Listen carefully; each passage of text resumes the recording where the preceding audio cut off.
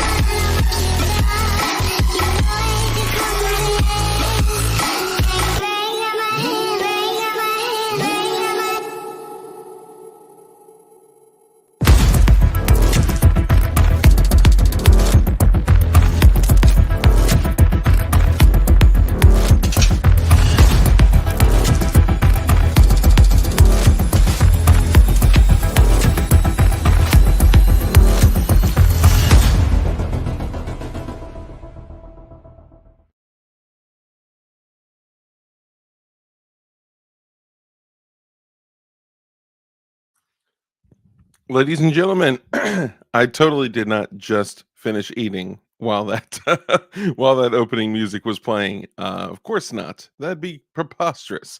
Let's go ahead and get started. Look, I appreciate all you guys being here. Um,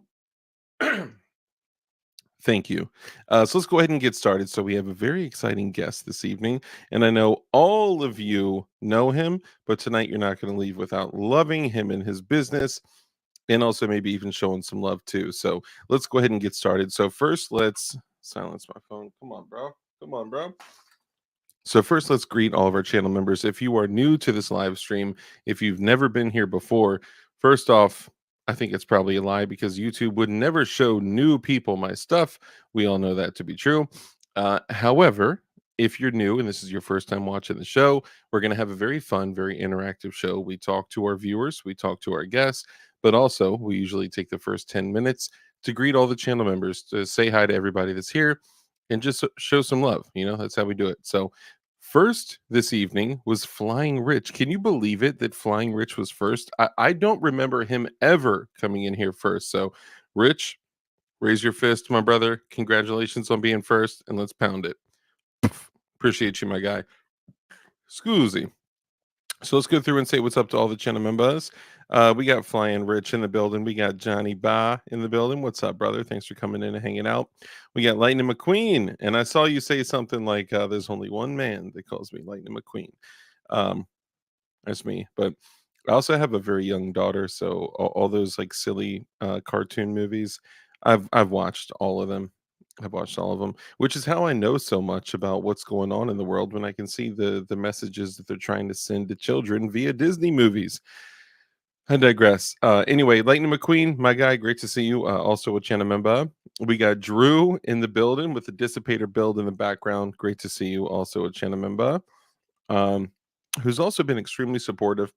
Purchased a DLD barrel, purchased literally one of everything on merch, on DLD hardware, on the merch stuff, and some more stuff. So now, of course, that's not required, right? I love all of you all the same, and also I just want to show some love and gratitude where it's due. Drew, I appreciate you, my guy. You are pure Chad. You have pure Chad blood running through your veins, and I appreciate you a lot. Uh, Johnny Ba, we got Johnny Ba, Flying Ridge, AEDXR 920. Great to see you, brother. And a note on the shadow systems. I'm gonna go run the shadow systems until it fails. I'm not gonna clean it. I'm not gonna maintain it. I'm not gonna do anything. I'm not gonna alter the rear rail. But we'll see. We'll see where it fails. And then once, you know what? Maybe this. Maybe if I can go back and fix the issue with the rear rail of the shadow systems XR920C. I don't have the Elite. It's the XR920C, which is the combat. Maybe once I fix that burr on the rear rail, whatever it is, the rough spot, I would bet that I could run it way longer than it would be right now. But we'll see. We'll see. But I appreciate you. We got Blue Curtain Burner. What's up, brother? Good to see you. And yes, I did open up my finger last night. I was using this knife and I was cutting something open. And if you can see that flat grind, it's a menacing blade. I mean, this is menacingly sharp. It is insane. And I gave my index finger an extra smiley face. So, yeah, not good. Don't do that. Blue Curtain Burner, what's up? Also with Chanamemba. Appreciate you, my guy. We got Mike McClune, the Goon. What's up, brother? Good to see you. Also with Chanamemba. Let's see, ADXR 920, Lightning McQueen, Drew, Zanti. We got Zanti Misfit in the building. What's up, man? Party at Flying Rich's house. Not his house, but the place that he's currently living. Yes. Live Life, great to see you. Also with Chinamemba. We got Murphy's Law in the building. What's up, fam? Good to see you. Also a Chinamemba. Shooting Gallery in the building, which I believe I just saw. Hold up. Hold up. Where is it? Where is it? Hey, there he is, Shooting Gallery, also a channel member. I appreciate you. Now I have to go all the way back here. Sorry, I'm not good at this. Okay, so we got boom, Shooting Gallery. We got Fire Rodder also a channel member. Appreciate you, man. Great for being. Thank you for being here. Great to see you. Mixing words. Words are hard. Barton Fink, what's up, brother? Also a channel member. Thanks for coming and hanging out. Let's see. Johnny Ba, Live Life, Mike McClune, Senor Bob. Great to see you. Thanks again, my friend. I honestly, all the channel members, I appreciate you guys so much. I literally could not do this without you because every single thing that I've done on a certain platform over the past 4 months has been cut down in every single way. So this whole everything on this platform with this channel is 100% viewer funded. So I appreciate you guys. We got Sport Brand in the building. We were literally just on the phone. Great to see you, my guy. Also a channel member. Appreciate you. Gort, great to see you, Gort. Appreciate you coming in and hanging out as well. Also a channel member. Let's see, Senor Bob, Senor Agarizer.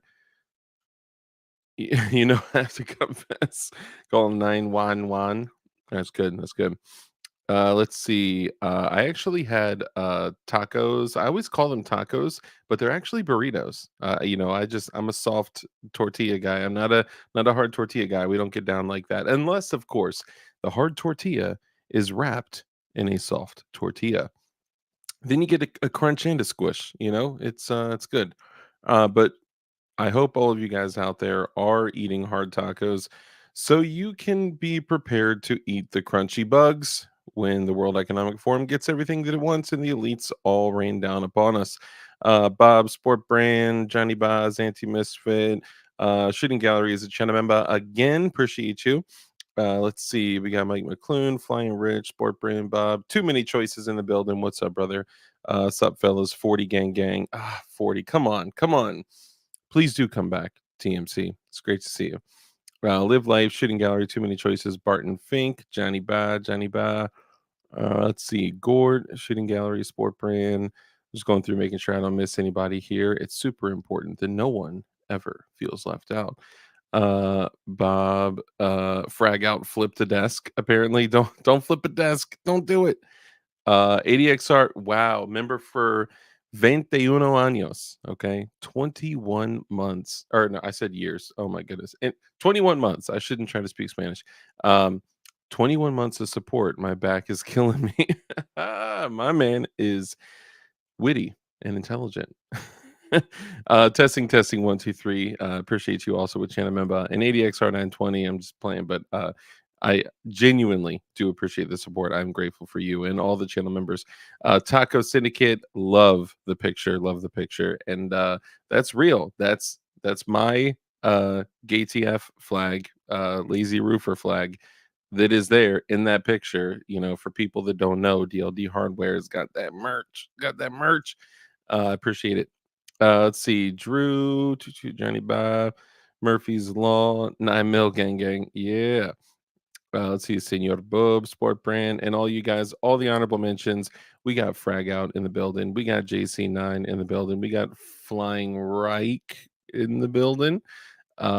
We we got Sabar Prince. What's up, Sabar? Yo, if you've not seen Sabar's the stuff that he's doing, the little sacks that he's doing, I love your little sack, Sabar. I just love your little sack, and I can't wait to get your little sack in my hands. Damien, my brother in Christ, great to see you. I appreciate you coming and hanging out as well. We got Safety Harbor Firearms here. Oh my goodness, this is crazy. But to not keep our guest waiting any longer than he already has, let's go ahead and get it in. Oh, Jen Champ, I see you, Jen Champ. I see you, brother. I don't know where your comment went, but I see you. There you go. Jen Champ, great to see you. Everyone else in here, sound off in the comments if I didn't get to say what's up. I do genuinely appreciate all you guys being here. So let's go ahead and get started. So we got one more. Too Many Choices member for 12 months. Beautiful. Appreciate you. Almost forgot to flex to the noobs. 1 year. Thanks, fellas. DLD Gang and 40 Gang.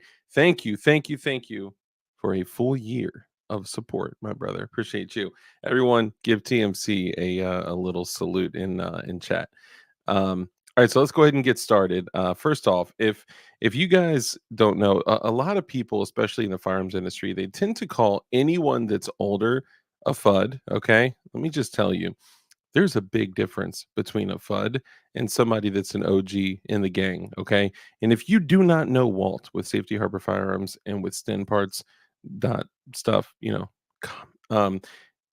this is the OG. Like, this dude was welding receivers and building machine guns when you, like, prior to you even being a sperm floating in your daddy's sack. Okay, this dude has been in the game for a minute. He is an incredible builder, SOT manufacturer. He's got an awesome merch line. I see him in the background. He's like, go ahead, blow it up even more, and let's get his head as big as possible. Possibly the first SOT ever in existence. Number 00001. Wow. How are you? I'm well. How are you? Good. I appreciate you coming on. I know it's funny because we've been on, shows together all the time. We've been on Hank's show. But it for some reason just dawned on me, oh my God, I need to have Walt on the show. So I appreciate you taking the time to come on. No problem. I stay up past my bedtime. I know that's a big deal. I'm just kidding. But yeah, no, I joke about the whole being old thing. I genuinely do admire, the amount of time that you've been in the industry, and I can only imagine from your perspective seeing all the changes, especially being, in the business when the NFA I'm just kidding. No, but all jokes aside, let everyone know kind of who you are, what you do, and where they can find you. Okay. I'm Walter Keller. I'm one of the people at Safety Harbor Firearms. I'm Sten Parts, stenparts.com. I started Sten Parts in 99, way back then. Back before the internet. Yeah. Well, it wasn't like it is now. Yeah, before the millennium, Yeah. So, Sten Parts, Safety Harbor Firearms making uppers started in 2003. Um, I've been in FFL since Clinton was elected. Bill Clinton, that Wow. is. Yeah. Wow. Back in those days, when there's SKSs and AKs and all that stuff. 75 bucks or less. Yeah, well, that's I've never seen an AK for 75 Oh, I was dollars. thinking Mosins. I'm sorry. Oh yeah, well Mosins, I bought Mosins for $49. I bought Ooh, SKSs for 40 used SKSs for $49. dang. Military surplus, real military surplus Chinese SKSs for $49. They were real Wow. pretty, but Yeah. they go bang. So Yeah. um, And were these like Chinese, what do they call 'em? Like Polytechs and stuff like that? no, these were all the actual military guns that they had the grease all over them and everything, and they weren't Wow. the shiny, the shiny finish ones you see a lot of times. Yeah, yeah. Um, because the Chinese made brand new SKSs for us too. So Yeah. um, once they got that ball rolling, they just started to say, hey, you know what? That's because that time China wasn't like China is now, where it was all the big skyscrapers and all that. They were just getting going with all that. So Yeah, it seemed um, like they cared much less about us back then and were kind of more focused on themselves. Now it seems like everything they do is either oh in response to us or because of us, you know. well, they don't do anything unless it benefits China. So Yeah. they're not helping other countries because they want to help other countries. They want to help other countries because they want their resources. Yeah, yeah. So um, Like Africa, for an example. If you guys haven't seen Africa, the yes, gorgeous Africa. Chinese villages built in or communities or whatever you want to call them, Yeah, built it's crazy. But I watched a interesting show. I forget what channel it was on. It might have been on public TV. I don't know what it was. But this China, one of the countries in Africa where they were building the road, I think it was, hmm, and the Chinese were in there, and the Chinese people were trying to organize the Africans, and they mm-hmm. just it just don't you know it don't work. Yeah, yeah. The African mentality of working is not what the Chinese can. They don't. It's not the same. They're not on the same page. So there was a lot of stress on the Very Chinamen. different. Very different. Yeah. Yeah. Um, So what is kind of or when I guess when you got started, like what is kind of like your specialty? And if you want to get to kind of like what your I would call it your claim to fame is the upper, but all right. like what are the main things that you focus on? Oh, right now we're real busy making stocks. The stocks we're making, the KES stocks for the Mm, MP5, the MP5K, dude. Scorpion, Street Bug, CZ Scorpion, the SIG MPX, MCX, Yeah. AR-15. We do that for that too. Right now we've got some parts we got to make for that, but getting ready to come out one with the B&T APC 9. Nice. Um, but That's yeah, gonna be that's awesome. been keeping us busy. I mean, fast as we make the HK stocks, we sell the HK stocks. So I have to say too that I've always been a fan of like what they look like, and I've always seen them and been like, man, that is just so cool, right? And well, then I finally was able to handle one, and in actually handling it, it's so crazy to see something that small that is that rough and rugged and just hardcore, man. I need to get one for my MP5K. yeah, I mean, if you look at what's usually available for the K, it's the big side folding, big nasty gnarly hinge. I'm Mhm. not going to use any names because some people love the other stuff, but Yeah, it takes away from the compactness of the whole thing. for sure. Nobody until we did it made those bars slide underneath those two little pieces of sheet metal in the back of the receiver. Yep. Um, there's 3 operations to make one of those. I think 3 or 4 because you have to cut different angles and all this stuff. Wow. But Ju- mm. it works really well, and it looks. And when I think about, I'll talk about my own stuff. What's nice Yeah, about our please do. stuff, it looks like it belongs on a HK. It does. It doesn't usually when you put an aftermarket stock or brace or something on, Right. it kind of looks goofy, right? Like it anything but a more traditional stock or traditional looking brace looks goofy. But this on on an HK or a clone, you know, Right. MP5K clone, it looks like it is supposed to be there. It still gives you that classic look, but giving you something that is way more usable and way more like I'm in love with it. I'm now that I got to handle crumps, I was like, okay, hands down, I gotta have this one.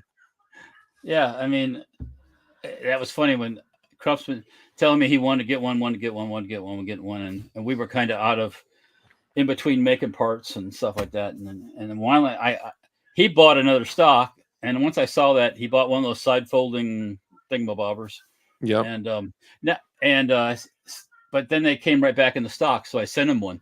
And he said, "Throw that thing away." Boom! I did a little. I have one of those stocks in my shop, and I did a thing where I threw it in the garbage, and it's like, Oh get one of wow. these. So Here, uh, that this one gives us a little bit more of a close up. There we go.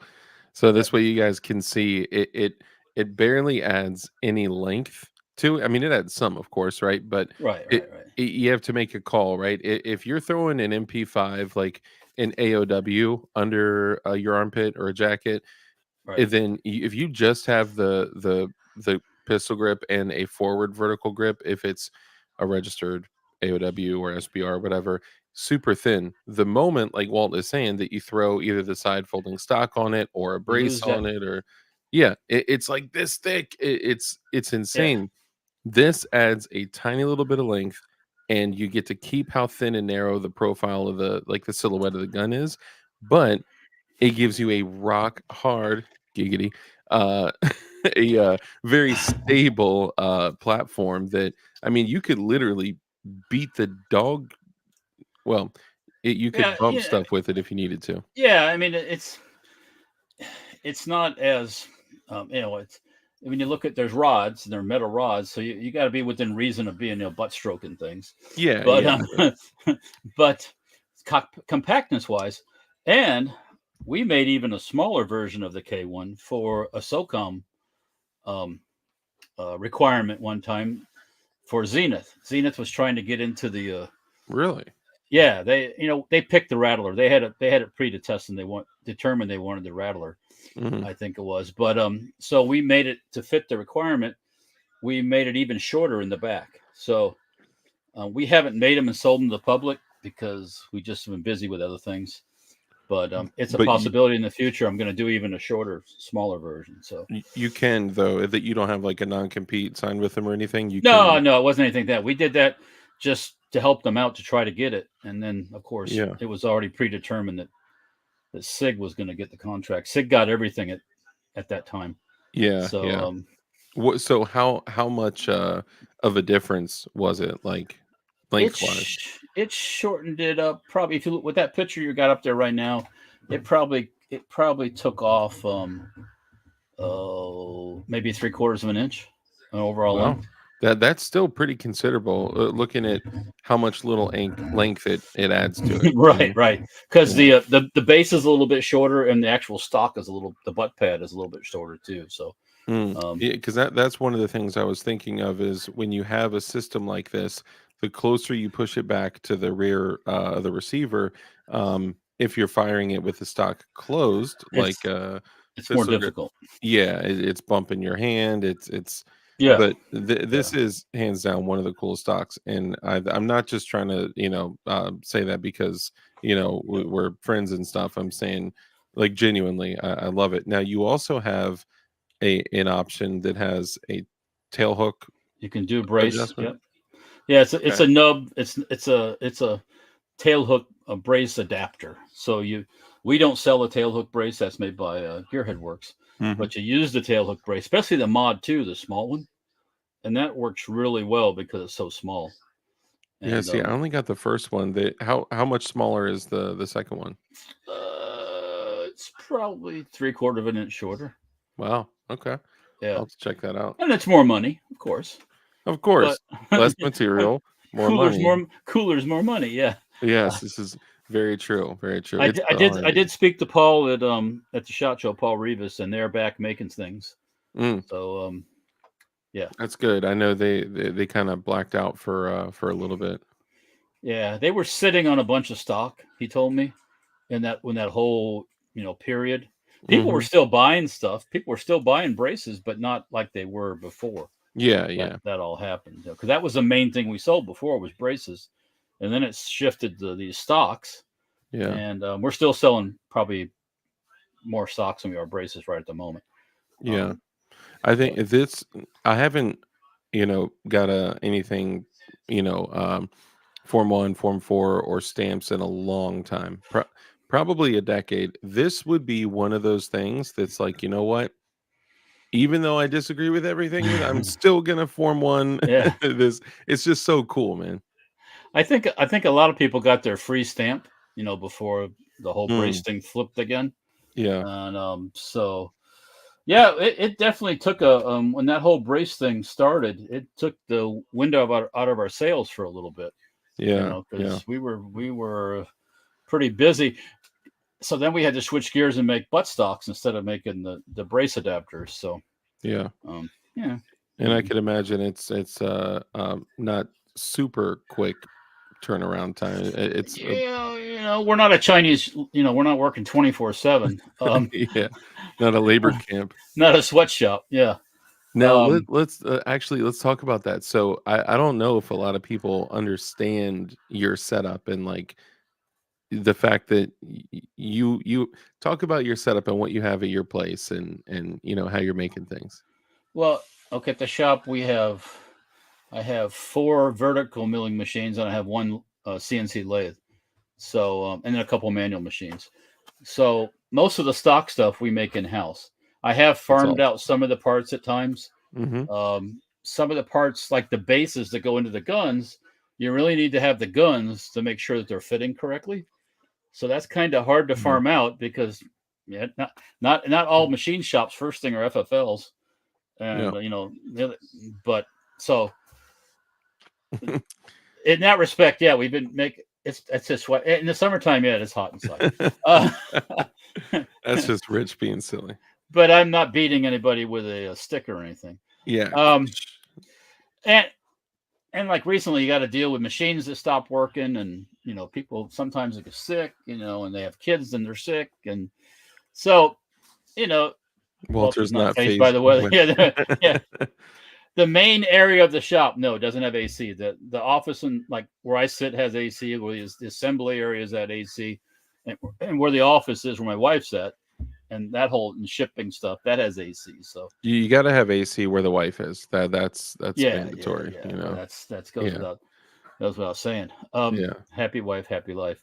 Yeah. Um, There you go. most of the time. Um, That explains a lot for me because that's why it wasn't happy. yeah, it's we're still working on things. By that I mean we're getting a divorce, so, Right, right, right, right, right. Yeah, yeah. That's not an option in my house. Yeah, Um, yeah. Yeah. um, so yeah, and as far as 50 cal stuff goes, we make some of that in house, and I've always had some of that made out. Um, Okay. Sten parts the same way. There's some parts that I've had made outside at one or two shops for 20 years for Sten parts Mm, because they make it right. They've got they got things to make sure that it fits together, and yeah. we made we made one of those parts. It's the bushing for a Sten gun where the barrel mounts a trunnion. Oh, look at that. We make those in the house. We made muzzle brakes and such. Yeah. Uh, Yeah. but this one shop has always made them, and we took our shot at it one time, and some of them worked. Some of them Mhm. there were some fitment issues, but Yeah. so I there was when I first started, I had no machines. I had nothing. So that was doing the 50 cals. So everything was farmed out, and I basically just brought everything. I did the welding, I assembled everything, test fired, all that stuff. Wow. Um, You did all that welding by yourself? in the in the very beginning, I had somebody that would come in every once in a while and do a little bit. Then he wasn't Mhm. available anymore, so I just had to do it myself. And Um, did you teach yourself how to weld for that application? I learned TIG welding. I took back in the early '90s. I took a class at a local tech school just for something to do. Yeah, yeah. And I arc welded and stuff, but then I took the TIG welding, so I got familiar with that. And it was just one of those things that's like, oh well, here it goes, let's do it. So That's awesome, dude. And yeah, when you said this was 2010, 03 when the Three when I SHTF? started the uppers, yes, and like a lot of places, I took deposits. Everybody Yeah, got their stuff.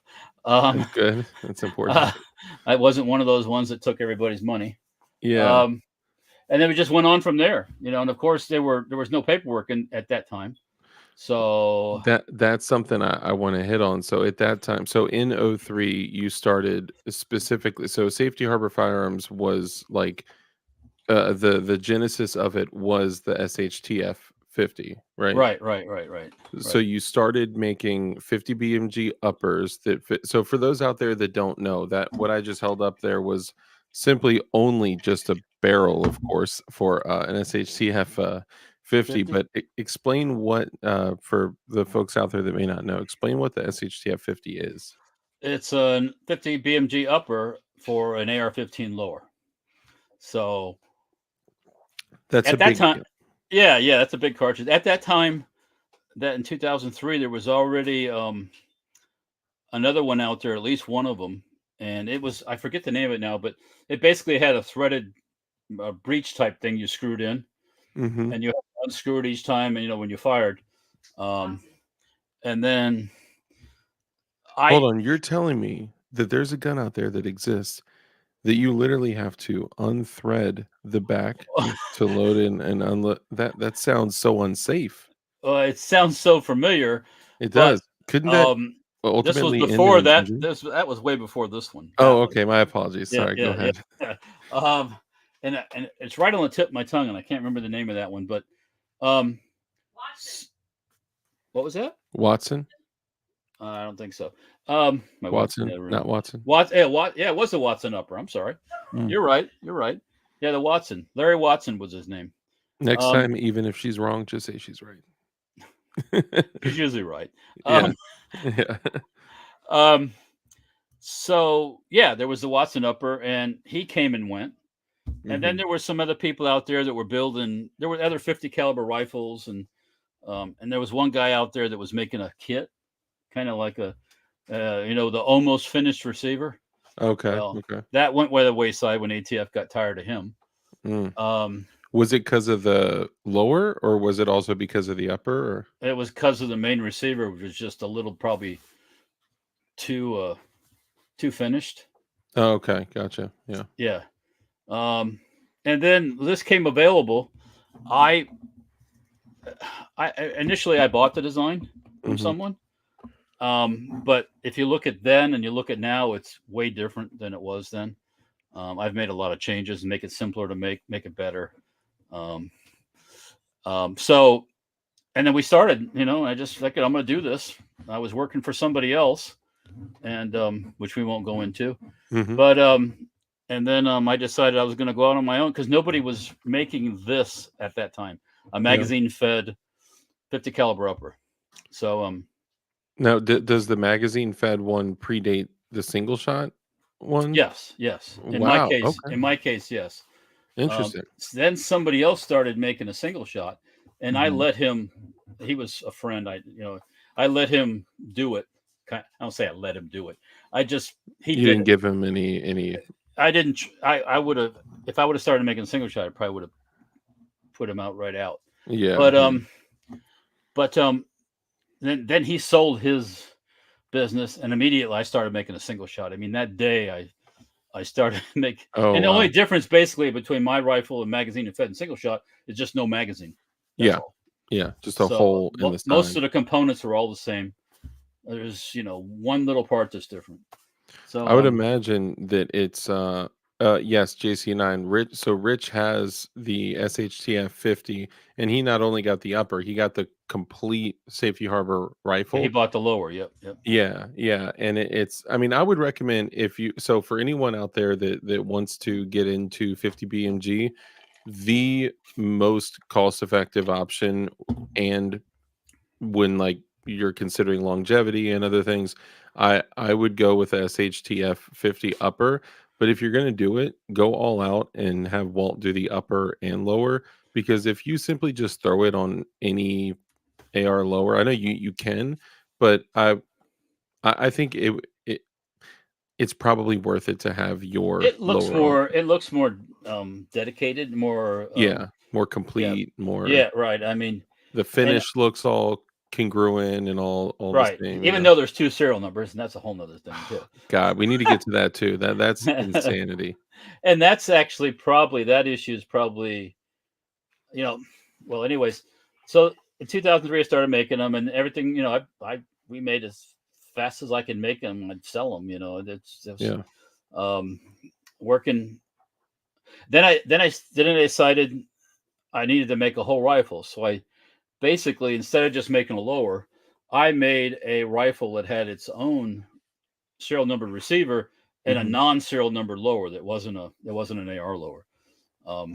And that was the R50. I made that in single shot and MagFed. And then Okay.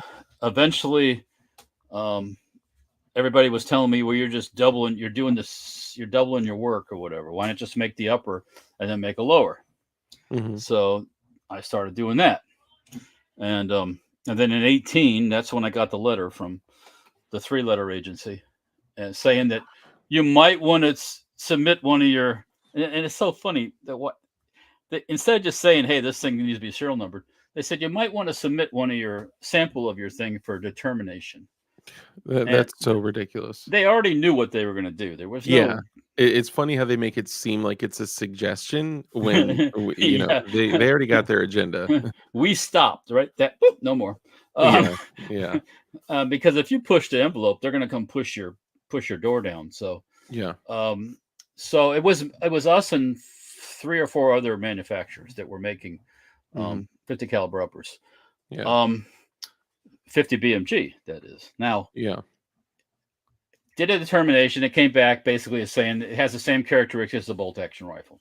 Because of the fact that you're manually operating the bolt, Oh, come on. if it was powered or moved, operated by the gas of the thing, it wouldn't be no serial number. And that's what they said? Basically, in a nutshell, yes. Oh, how kind. So Kurt used his member chat to put your stuff. That's awesome, Kurt. Thank you so Oh, much for doing thank you. that. Kurt has Yep. been a member for almost 2 years. That's crazy. Thank you so much, Kurt, and everyone out there. So So, they sent you a letter. You actually you ceased manufacturing at that oh time. yes, yeah, stops, yeah. You sent them a demo, Which, I by the guess. way, was about 3/4 of my income too. So, Oh, yeah, that's brutal. But then also, you know, getting grabbed by them and them sacrificing your door hinges isn't cost effective either, you no, know. no, no. And I mean, of course, everyone out there, we are all thinking the same thing. As an SOT, Walt may not say it, but I'll just say fuck the ATF. But during this time, you had to cease manufacturing. You sent them in an SHTF 50. How long did it take for them to determine that it needed to Well, be serialized? at that same time, during that time frame, remember when the government was closing down at the end of every year? It seemed like for a while when I Trump was do in recall. Yep. the thing. Well, it was during a government shutdown, so that added probably, I don't know, 4, 5, 6 weeks to it. Mm. So it took a while, but it finally came back, and it was a lot of pages, and it said basically you got a serial number. Long story short, There's no other upper on the planet. Well, let me say it now differently. There's no other upper on the planet when you consider ARs, right? That aren't specifically designed like from the factory. Scars, SIGs, they're Scorpions. They're right, designed that way, right? So when you're thinking of traditional AR uppers, you can go get an AR upper in 223, 556, 300 blackout, 762 by 39. yep, Four, what is it? 450 Bushmaster, yeah, all 458 SOCOM, all that 450 stuff. Yeah. SOCOM, 50 Beowulf, all this crazy stuff, right? I 10 think, gauge. yeah, yeah. So I have a shotgun upper over there. It's been sitting there for 12 like a gauge, year. 10 gauge, 410, whichever, Yeah, this one's a 410. That's probably why it's still sitting there doing nothing. But, but I if I were to guess, and I'm just guessing, I would say they probably didn't like it because they didn't like the caliber, and they had to find some Okay. reason other Well, than that. they didn't like the caliber, and they'd had complaints from other countries, Brazil, Colombia, What? because they were ending up down there and they were using them like to hit armored cars. They shoot What? the armored car first with a 50 cal, then yeah. Hold on. So the SHTF 50s were showing up in like South America and Central America Yeah. in Oh, like I've taking out seen armored cars. I've seen pictures of them with the bad guys. You know, they got them all chained up in front Yeah. or behind, and the guns in the front on the table. And there's all kinds. And one was on there one time. What? Okay, first But off, but then it, again, there's Bushmasters and Century Arms, and there's every other. yeah, Yeah, of course. There will always be things that get it's smuggling, right? The yeah. point You of can't stop. You can't smuggling. stop it. Yeah, yeah, it's Mhm. always going to happen. Now, I'd be really curious to find out how the new generation cartel currently has a was it not Bradley minigun? What's the minigun company? Oh, Dylan. Dylan has a Dylan minigun, and you can hear they're in a firefight. There's like Brr. video footage all over the place, and you just hear "Burp," and it's like the rest of the shooting just stops. It's like so you can't Yeah. stop that, right? But I was not aware of that. That's interesting, and fear shouldn't impact freedom. You know, I think that's crazy because there's also pump action just one last thought. There's also pump action AR uppers in the 3D printing Hello. community, and there's so much other stuff that would fall within that Yes, same exactly. category. Oh, Not 'cause to give them ideas, but it's manually operated. yeah, There's actually, I believe it's called the Unitas. Unitas. They make like a 338. It's bolt action. really. Did they get her? Did they get the letter that I got? Mm, I would guess not. There's also another manufacturer that does 50 BMG uppers that I wouldn't personally recommend. But uh, I don't believe there's any 4473 for those. Are they just Yeah, not complying, or did they not get a letter? Or I don't know. Well, I'm not sure. The one that I know of that I thought wasn't. They are doing serial numbers. Um, I I wouldn't do it without it. yeah, But in hindsight, you know what I should have done? hmm. The next day, I should have started putting serial numbers and kept right on going. Ye- I should not even have slowed down one day yeah, that's because all it did was just put me into a tailspin. it hurt you. Honestly, I think that's the reason why the ATF goes after most of the companies that they do. I think that's why we're in this situation with frames and receivers. I don't think that they believe they can actually win. I think that they want to take Polymer 80 and other companies out of business, and they are doing a remarkable job at that right now. Yeah, they're going to screw with them as long as they can. Yeah, But that frames and polymer 80 is one thing that applies to everything like that. So yeah, I mean that's the main kicking boy hmm and the 80% AR lowers. But if you think about it, that goes into some of the stuff on Sten parts. When that stuff started, I stopped selling repair sections. I just said, you know what, let's back off a little bit because mm, they might lump that into the whole picture. yeah. It hasn't been in the limelight because there are determination letters for like Sten tubes saying that it's not a receiver. I've seen that. Yeah, even if you had drawings or etchings on it, it still isn't considered a Right, receiver, right. right? And the receiver, like the replacement sections I sell, like for a PPS 43, you have to physically fit that into a thing and weld it in, and it, readily convertible. Is that what the term is? I mean, Yeah, or readily.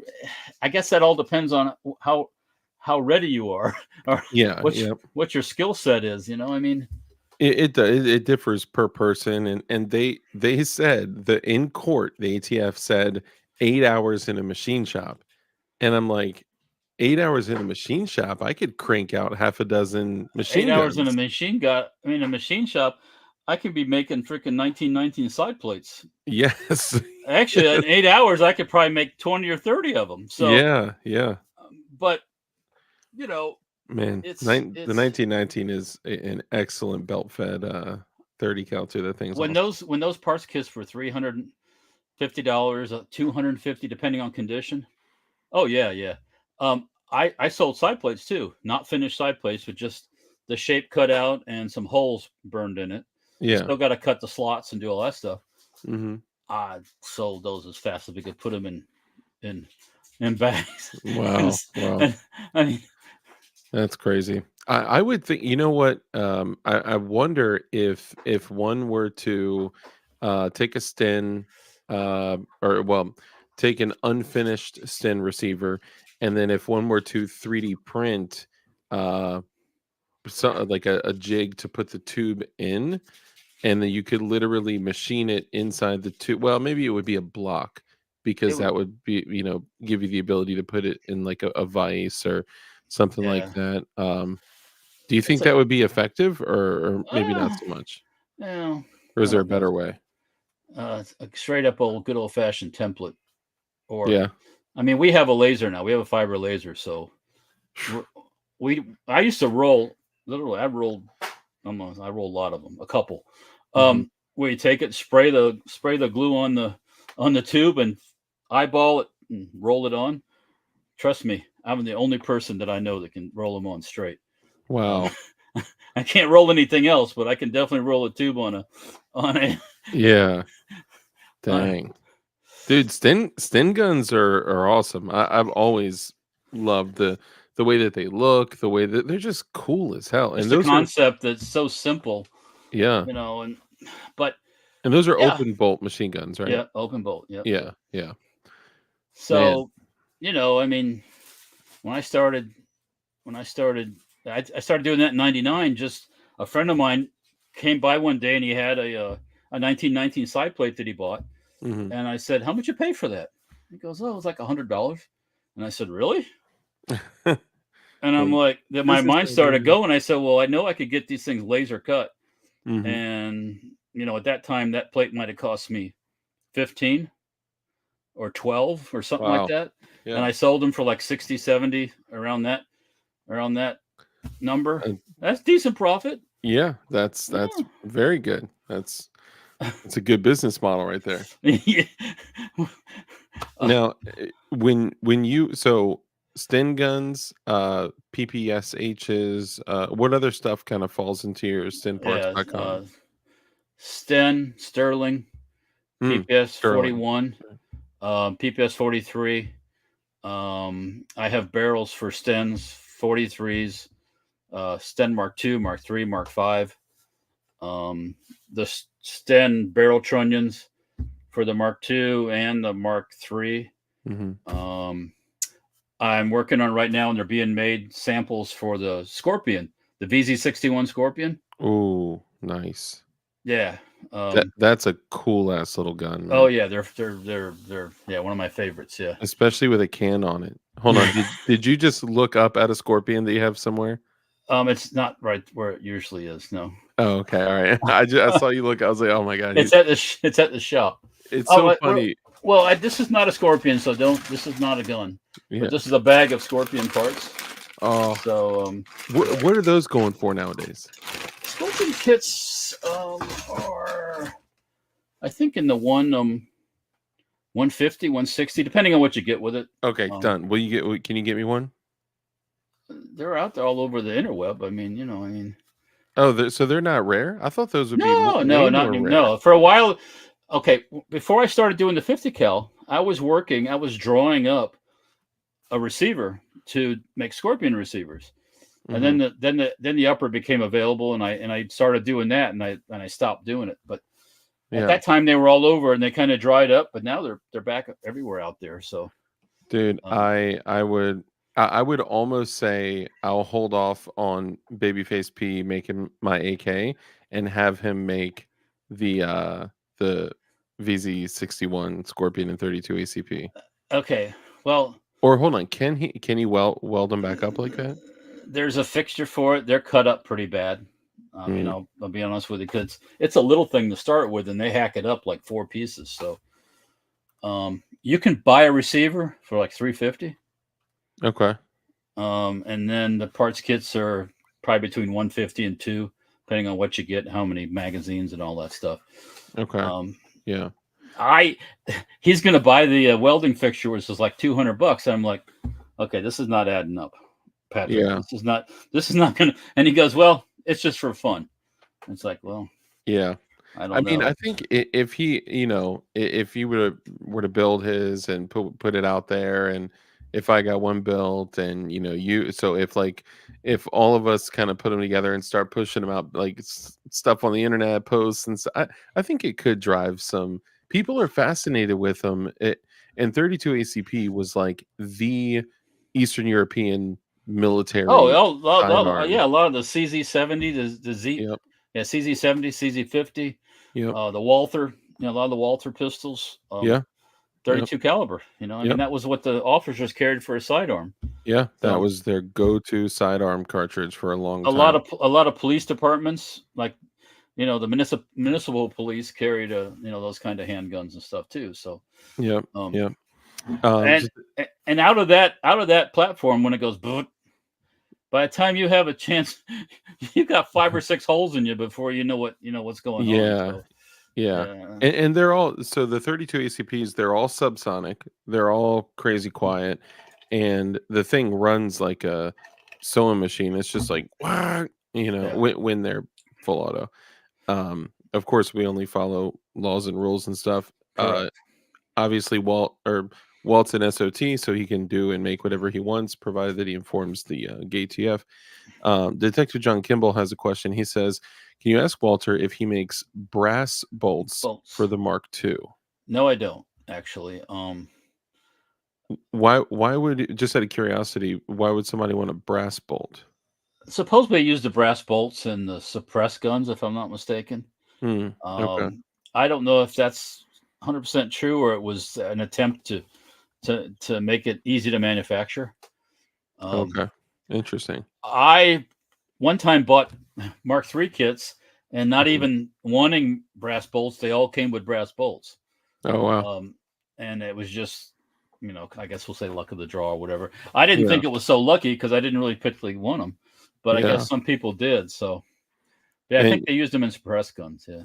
you already sold out of them. You don't have any extra I ones hanging don't. around. If I do, I might have a couple stashed away someplace in the deep dark corner somewhere. I don't know where they'd be at. So Oh, he said, "I just think they look cool." oh well, they Yeah. do. They have an interesting look about them because they were cast versus being machined. Oh, wow. So it But had probably has like a kinda yeah, you patina. could, if you wanted to, you could polish that thing up. It'd be all shiny and through the. Yeah, yeah. But I just wanna share something really quickly for all the viewers in here. I'm gonna share a link, and by the way, Kurt24, thank you so much, Kurt, for, contributing. If you guys know one of our viewers, John Rice, his house burned down the other day, oh, and, lost everything. I mean, I got pictures here too. They're not pretty. He actually sent me a picture of his AR that was melted. completely destroyed. His truck, which was completely destroyed, totaled Oh, in the fire. This is what is left of his AR, whoopsie. completely torched, destroyed, and it has the foam and stuff all over it. This is his truck post fire.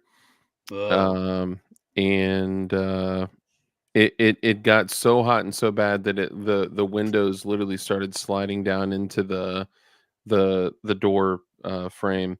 oh. And I believe he said it was okay that he shared these with me so I could share them, but this is his what's left of his trailer.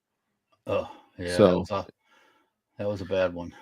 yeah, really bad. Lucky for him. I mean, I guess lucky, maybe not the best word, but the blessing is that he has family that's not too far away that he can currently stay with them. But he's got to get back on his feet. He's got to get back within a week, be able to work again, and all this Yeah, stuff. So, yeah. if anyone is able to contribute.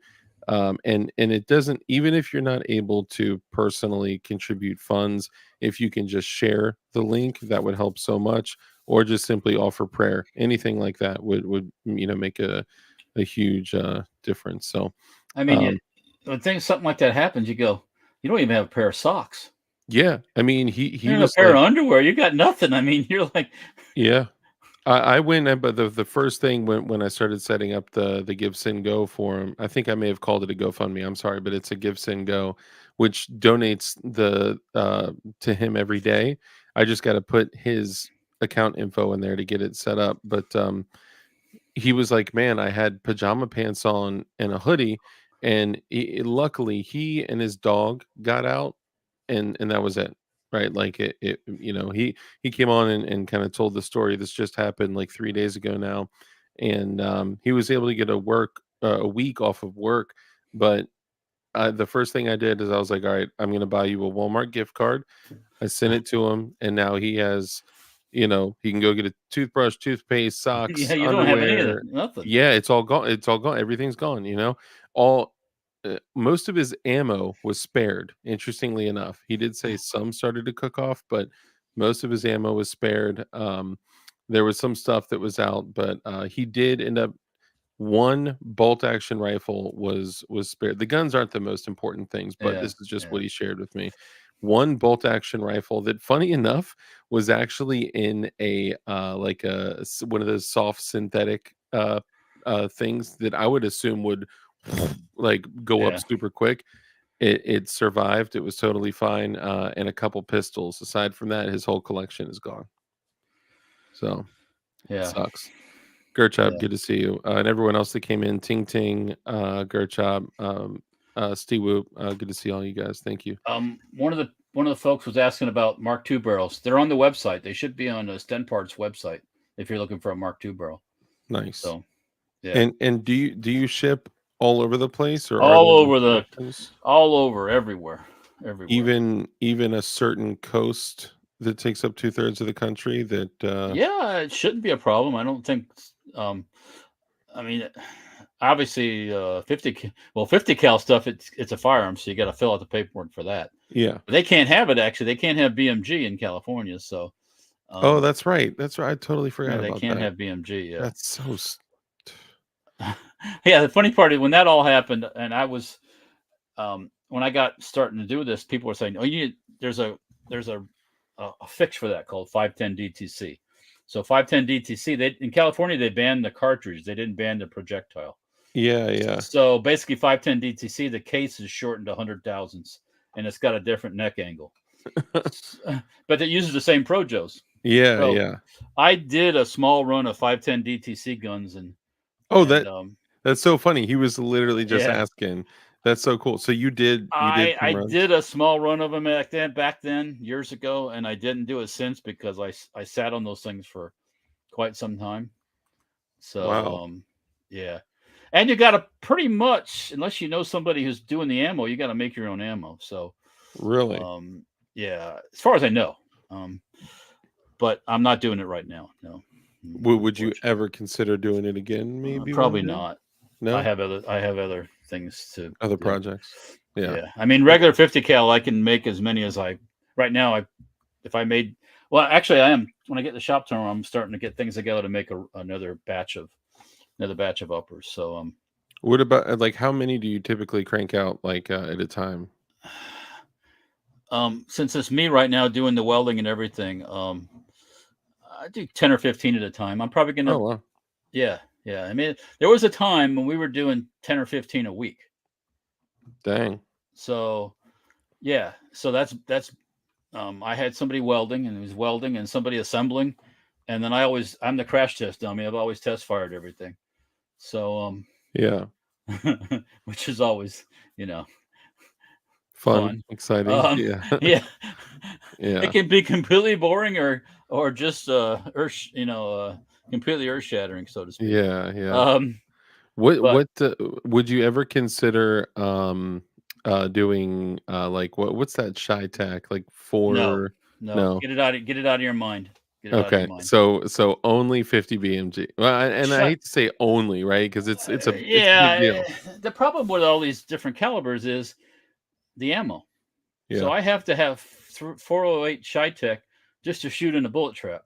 Mm, And dang. 50 cal is no problem. I can order all 50 cal I want. Even Yeah. when ammo was crazy and guns were expensive, 50 cal was still available because it's not that. That's true. It's a very small pool of people purchasing Right. 50. Yeah. And it's not that expensive in comparison to say things like, the fancy, 338 Lapua, for example, is Yeah. way more expensive than 50 cal. All Well, the, you said 338 Lapua is? yeah, Yeah, yeah. yeah.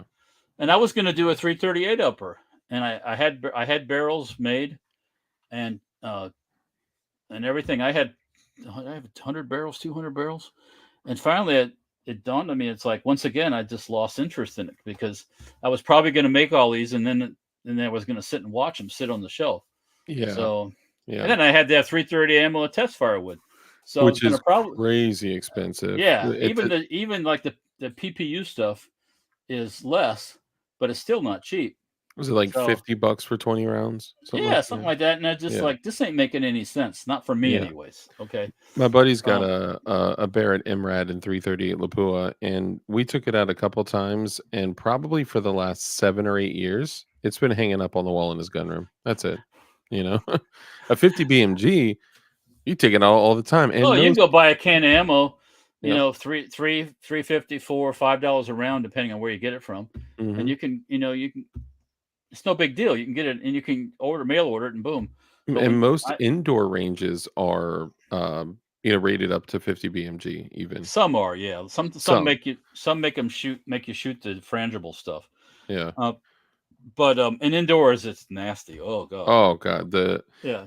there's a special way to not be caught in the blast of a 50 BMG if Hey, that you're. not be in the same area. Uh, Yeah, yeah. Oh, um, we were just talking about, I actually, on the Tactical Turkeys, they were just talking about this. He took a Barrett and mag dumped all 10 rounds, like yeah. shouldered it and then mag dumped all 10 rounds. There's another it hit like over 100 million views. It was insane. They did another one where there was like 3 dudes with 50 BMGs all Oh, dumping side by them. side. Yeah. He was in the middle. And when you think about all the recoil and the concussion coming back, his ear pro got knocked back. Oh. He's still dealing with like tinnitus from that Oh. situation. It was brutal. It was brutal. I said, dude, when you're in that like vortex of 50 BMG, it feels like you are like chewing on hand grenades. It is It, just incredible. my ears ring all the time. So, um, Huh? yeah. What? I'm just kidding. Huh? Yeah. That Yeah. that too. Yes, that too. Yeah. Yeah. Um, So, okay, so 50 BMG, SHTF, ATF said, we're stupid, so you have to serialize them. So every single person that buys an upper has to get it sent to an FFL, right. or obviously you're an FFL too. Now, Yeah. you're not just open for any transfers, right? You're We do. Yeah, we do transfers. oh, Yeah. so anybody can. Yeah. Oh yeah. Oh, Yeah. okay, Yeah. all right. I didn't know if I you only mean, did it like for the homies or. no. I mean, we have a regular crowd. We have a Mhm. regular customer base that's always buying stuff, and these Yeah, guys are buying stuff all the time. mhm. But there's always new people in the mix. So, That's good. That's good. yeah. I mean, that I say it's lunch money. Because it's Yeah. 20. We charge $20. We charge $20 for $5 for background check. So $25, which is cheap. It is. It is cheap. Out here, they're $50, and because I'm a member, they knock it down to 25, and which I pay for that, So Right. Right. Yeah. it's no, it's good. I mean, I think it's cool that you kind of open that up to everyone. I wasn't aware of that. Yeah. We've done that for a while. Yeah. Now, Yeah. what else? What was next for Safety Harbor at that point? What other projects did you move on to? Now. I know you had your own lowers. You did the Yeah, Hanson we made range we lower. we have AR lowers that we made. And we Nice. still have those in stock. And then we have single shot lowers that we make for the 50 cal. Hmm. They're not designed to work with a single shot AR lower because I don't have the flat in the back where the charging handle would be. Okay. I just said that wasn't my focus when I did it. Yeah. So, but it's funny when I sent the determination in I included a lower, which was already serial numbered, right? Mm. And I probably shouldn't have, because those boneheads, you know what they did? Hmm.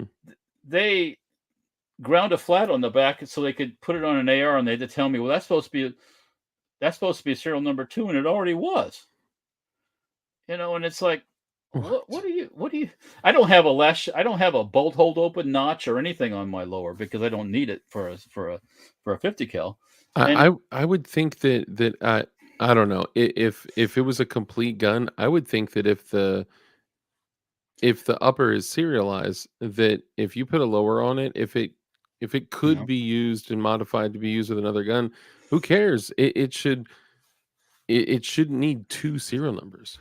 they said yeah, just because you put the lower means you can't get away with not putting the serial number on the upper. Well, And yeah. I think in their own stuff that they put out recently, there was something about the serial number, the whole two serial number thing. And Hmm. who's that guy? There's John. Sean Crump. Good to see you. Feeling better, John? Hope so. You He is, and you know what? Gideon Optics sent him a whole bunch. JSD Gideon Optics, those guys sent a whole bunch of snacks and honey baked ham and all that stuff. wow. He was bad off. I think I'm feeling ill. Yeah, right. Me too. Coming down with something. I gotta have a honey baked ham fix. He downplayed it, but he was bad off. He was in the hospital like Oh, 3 nights in a row, and his yeah. body was just not responding to the antibiotics. Yeah, you don't want to mess with pneumonia. Pneumonia kills a lot of people. Yeah, yeah. So glad that glad he's doing better. But yeah, so if you sell a complete SHTF 50, which is the single shot 50 BMG, just having the upper serialized is not enough. You do Nope. have to have both. Oh yeah, yeah, yeah, yeah. Oh That's yeah. so crazy. So how does Scar, CZ, or the Scars, the Well, CZ Scorpion, the all why because they don't work with other firearms? yeah, they don't. Yeah, they don't. That's probably their reasoning behind it. Yeah. I mean, when Uh, we made the single shot lower, when the upper wasn't serial numbered, mhm. and we serial numbered that lower just like a normal because I that's just what Yeah, you do, you know. yeah. Mhm. Um, yeah, it doesn't make a whole lot. I mean, I don't have. I'm not going to throw a couple $100,000 to go fight in court just to lose. Yeah, yeah. Um, um, and the aggravation and everything else involved. And you might Yeah. come out on top, but the chances are slim. Yeah, yeah, So yeah, because I know somebody who did it recently and he came out on the bottom. So yeah. just all it was spending a lot of money. I could imagine. I could imagine that's Yeah, I'd brutal. rather spend the money buying some machines or doing something that's giving it to a lawyer to go to fight in Yeah, court. yeah. Yeah. Machines or machine guns, right? Yeah. So what about you, like, personally? Do you typically carry a handgun throughout the day or Well, in the shop during the day, it's not usually in my pocket all the time. Mhm. Sometimes it is, sometimes it that depends, because I'm doing things and I'm up and down and it's hot, Yeah. too. Mhm. Um, yeah, it just Time to depends. carry. Depends what's going on. What about Yeah. when you leave? Do you usually bring a gun with you when you leave the house? Yeah, yeah. When I'm out and about, yeah, I'm usually got something in my pocket. Yeah. What do you usually carry? You're gonna laugh. I got a Kel-Tec in my pocket. P3AT? Yeah, a 32 actually. 32, really? Yeah, just because Interesting. I can just stick it in my pocket anywhere. I mean, back Yeah. pocket, front pocket. I Look, mean, they're good guns. They run. A lot of people are gonna, give shit oh for it, yeah, but yeah. No, it's like, look at. I mean, I've never been in an engagement like that. I don't, but on yeah, average, it's not like you're like right there. It's like it's point and shoot. It's not. There's not. There's not yeah, all kinds of. We're gonna get all trained up and yeah, yeah. it's a It's usually gonna be right in front of you, and if they're yeah. more than one person, then once, 7 or 8. Usually, once it comes out, you watch these videos. Once it comes out, and one bang goes, the rats run off in different directions. Yeah, yeah. I mean, I'm not saying all the time, but 99% of the time, you see that and you just go, "Holy fuck, these Do you guys ever, like, throw an extra mag in your other pocket or something, or are." No, no? I'm just curious. I'm just asking. yeah, There's no yeah, judgment. There's no yeah. judgment. No, And it's always good. We always do a strap check where we all talk about, like, yeah. what are we carrying and all that. And I was just curious because a lot of people don't carry in their home, or in your case in your home, your shop or wherever. Right. But I was just kind of curious, and I was always wondering, like, I wonder what does he carry? Now you probably have like machine guns literally surrounding you when you're in the shop, so I think you're There's things close by. Yeah, I could probably yeah, find something. Yeah. yeah, Um, yeah. Now that I could pop the safe open, drop mag in the 16. Yeah, and yeah, yeah. yeah, yeah, But I mean, dude, in regards to the Keltec, look, I've owned a bunch of them. I currently have uh I think three of the P3ATs and one of the Rugers and the Ruger LCP, which literally stands for Little Crappy Pistol. yeah. And uh, all of those Keltec P3ATs have all worked 100%. Now they do like the shell when you fire it, it goes straight up in the air Yeah. and then it falls back on your head. I don't know if the 32s do that, Yeah, but I mean, every once in a while I get it out and take the air hose and blow all the lint off it. yeah, yeah, But I will on occasion when I go out, we'll go shooting. I'll just take it right out of my pocket without even looking at it, and just boom, boom, boom, boom, boom, and just yeah. Just make shoot sure it still around, runs. and then put some fresh ones in. But Yeah. yeah, that's me. Sorry, Yeah, I mean, dude, I they work, they run, and I haven't seen a P32 in a while, so that's cool. I actually found are you much of a Keltec enjoyer, or you just kind of use it for functionality? yeah, I mean, I'm not a Keltec hater Yeah, by any means, but I have a sub 2000. I nice. have I have the gun that what's his face used down. Oh, which is it AT3 or whatever, the 9 millimeter, the small 9 millimeter. Oh, the PF9 Yeah, or yeah, the I have one of P11? those. Do you Yeah, whatever remember it is. you remember the double stack one they came out with, the P11? Yeah, yeah, So it's about the size of a PF9, but it's the double stack, so it's 10 plus 1. They also came out with 12 plus 1 magazines. But have you ever heard of the P40? mm, I It don't is know. the same thing, but yes, in 40 Smith& and Wesson, Oh, which is the stupidest round, and that gun recoils like it barks like oh, a that's got to be a dog yeah, yeah, in 9 millimeter alone. So the 40, every now and then I see one pop up. I saw one pop up on Gunbroker. I was so tempted just to troll, just to get because everyone knows I hate 40 cal, but it is yeah, the like worst possible gun to shoot of that shape, size, and caliber. It's just yeah. the worst. I do have two KSGs. I mean, Nice. two 12. The one that I bought a few years ago, another one popped up on an auction that I was looking at one day, and I Mm, was like, "It's only going for that much?" And I went, I bid on it, and I was like, "Oh, okay. I guess I got another KSG." nice. Oh, Yeah. that reminds me. We forgot to hit on one of the coolest things that you also do. What's that? Let's talk about shotguns. Oh, the little ones. Yeah. I That heard you're I did. I'm not doing them currently. oh, you don't do them currently? No. So let's just hit on it real quick because I think it's so cool. The keg, the KEG, Keg right? 12. Yeah, Keg 12. That um once again, I used to work for somebody else Hmm. and built a whole bunch of his when I worked for him. And then when I left, I went ahead and started. I did the Remington first Hmm. because the Remington's a little more difficult to do because the mag tube doesn't unscrew. So Hmm. at first, I was silver soldering the mag tube and then modifying them and soldering them back in. Mm, And then finally, a guy that worked for me at the time made a fixture so he can put it in the lathe and spin the whole receiver and shorten the mag tube. So yeah, I did the nice. Mossberg and the Remington in 7 inch and 10 inch. Oh, that's Um, cool. so Yeah, yeah, those are cool guns. And your I think if I'm not mistaken, your uh I guess it would be the action arms, the thing that's on the action arms, right, because you right, can't right. call it The a grip, handguard, right? Yeah. yeah, The secondary grip, because it's an AOW for anyone out there that doesn't know. It is an AOW, which is the any other weapon that the ATF determines is scary. And it's a an NFA item. And the grip, did your grip move or did you do the it Picatinny? folds. It It does fold. folds. Okay. It All right. folds. Yeah. I Nice. did instead of doing it like knurled the grip, I put Mhm. like just round serrations in it, so to speak. So it was a Okay. little more hand friendly. Um, Nice. so that's what people tell me. Yeah. So That's cool. That's cool. I always like I mean, people don't realize just how much like time, energy, and work goes into, converting a shotgun to be Well, that size. you got to buy the donor gun first, Mm-hmm. which you got to buy a Remington or a Mossberg.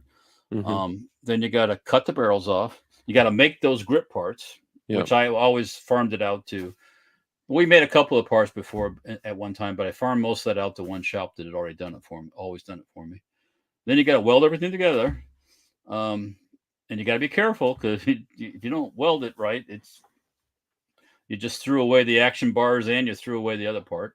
Mm. Then you got to repark everything. So on a Remington, you repark the receiver, the barrel, all the parts you made, everything. And on the Mossberg, because it's anodized, you just repark the barrel in the mag tube, and that was it. So, Gotcha. but it got to the point with these with the Remington and Mossberg the firearms that weren't shotguns, with that Yep. people could buy.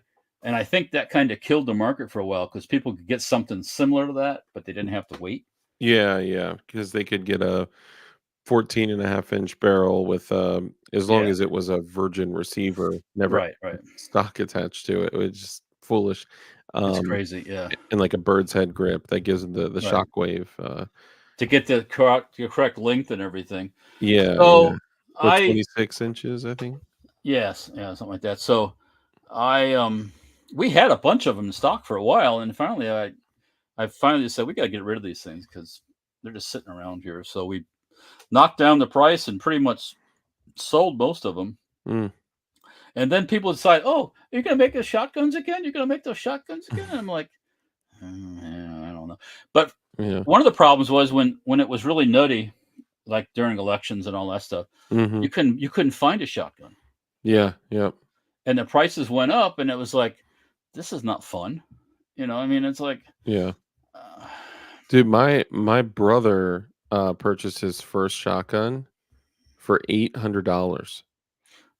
Remington 870. And I remember buying an 870. I mean, we couldn't give them away at the gun shop I yeah, used to work at. And, I purchased a used, 870 duck gun that I turned into an SBS. Form 1 it, and, it had the vented and ribbed barrel. I chopped it at right, 12 inches. It was so cool. yeah, But I put you remember that old retro for law enforcement only Remington stock? It was the over folding stock. It was like yeah, an yeah, arm that yeah, came over. I yeah. had Those are that cool on if it. you get a real one. Yeah, Yeah, so it was the real old school Remington. I ended up selling it for like $350, and I always regretted that because I back then I wanted to make the Terminator 2 shotgun that yeah. Sarah Connor was using at the end. But anyway, yeah, those are cool. There's a Those lot you stocks are can do. not hard, not easy to find. Yeah, I definitely should not have sold it. But Yeah, man, if we could make a list of the stuff that we should have sold, I mean, it just yeah, it taught me don't sell anything unless you absolutely have to, or just you really just don't want anything. yeah. I mean, I got rid of some stuff recently, but I had doubles of stuff Yeah, where I had two or three of one thing. It's like, why do I won't say it. Why do I need three of them? yeah, yeah. But it was just like, okay. And I wanted to raise a little cash, so I took them to a local Yep. auction place and Oh, sold a really? bunch of stuff. Yeah, you get a big audience. You get a nationwide audience at an auction. So, Yeah. and Yeah, I sold, the FN 510 and, SIG 1911. Every time I try to get a 1911, like, I'm like, "You know what? I'll give 1911s a chance again." It just does I don't know, it just doesn't do anything for me.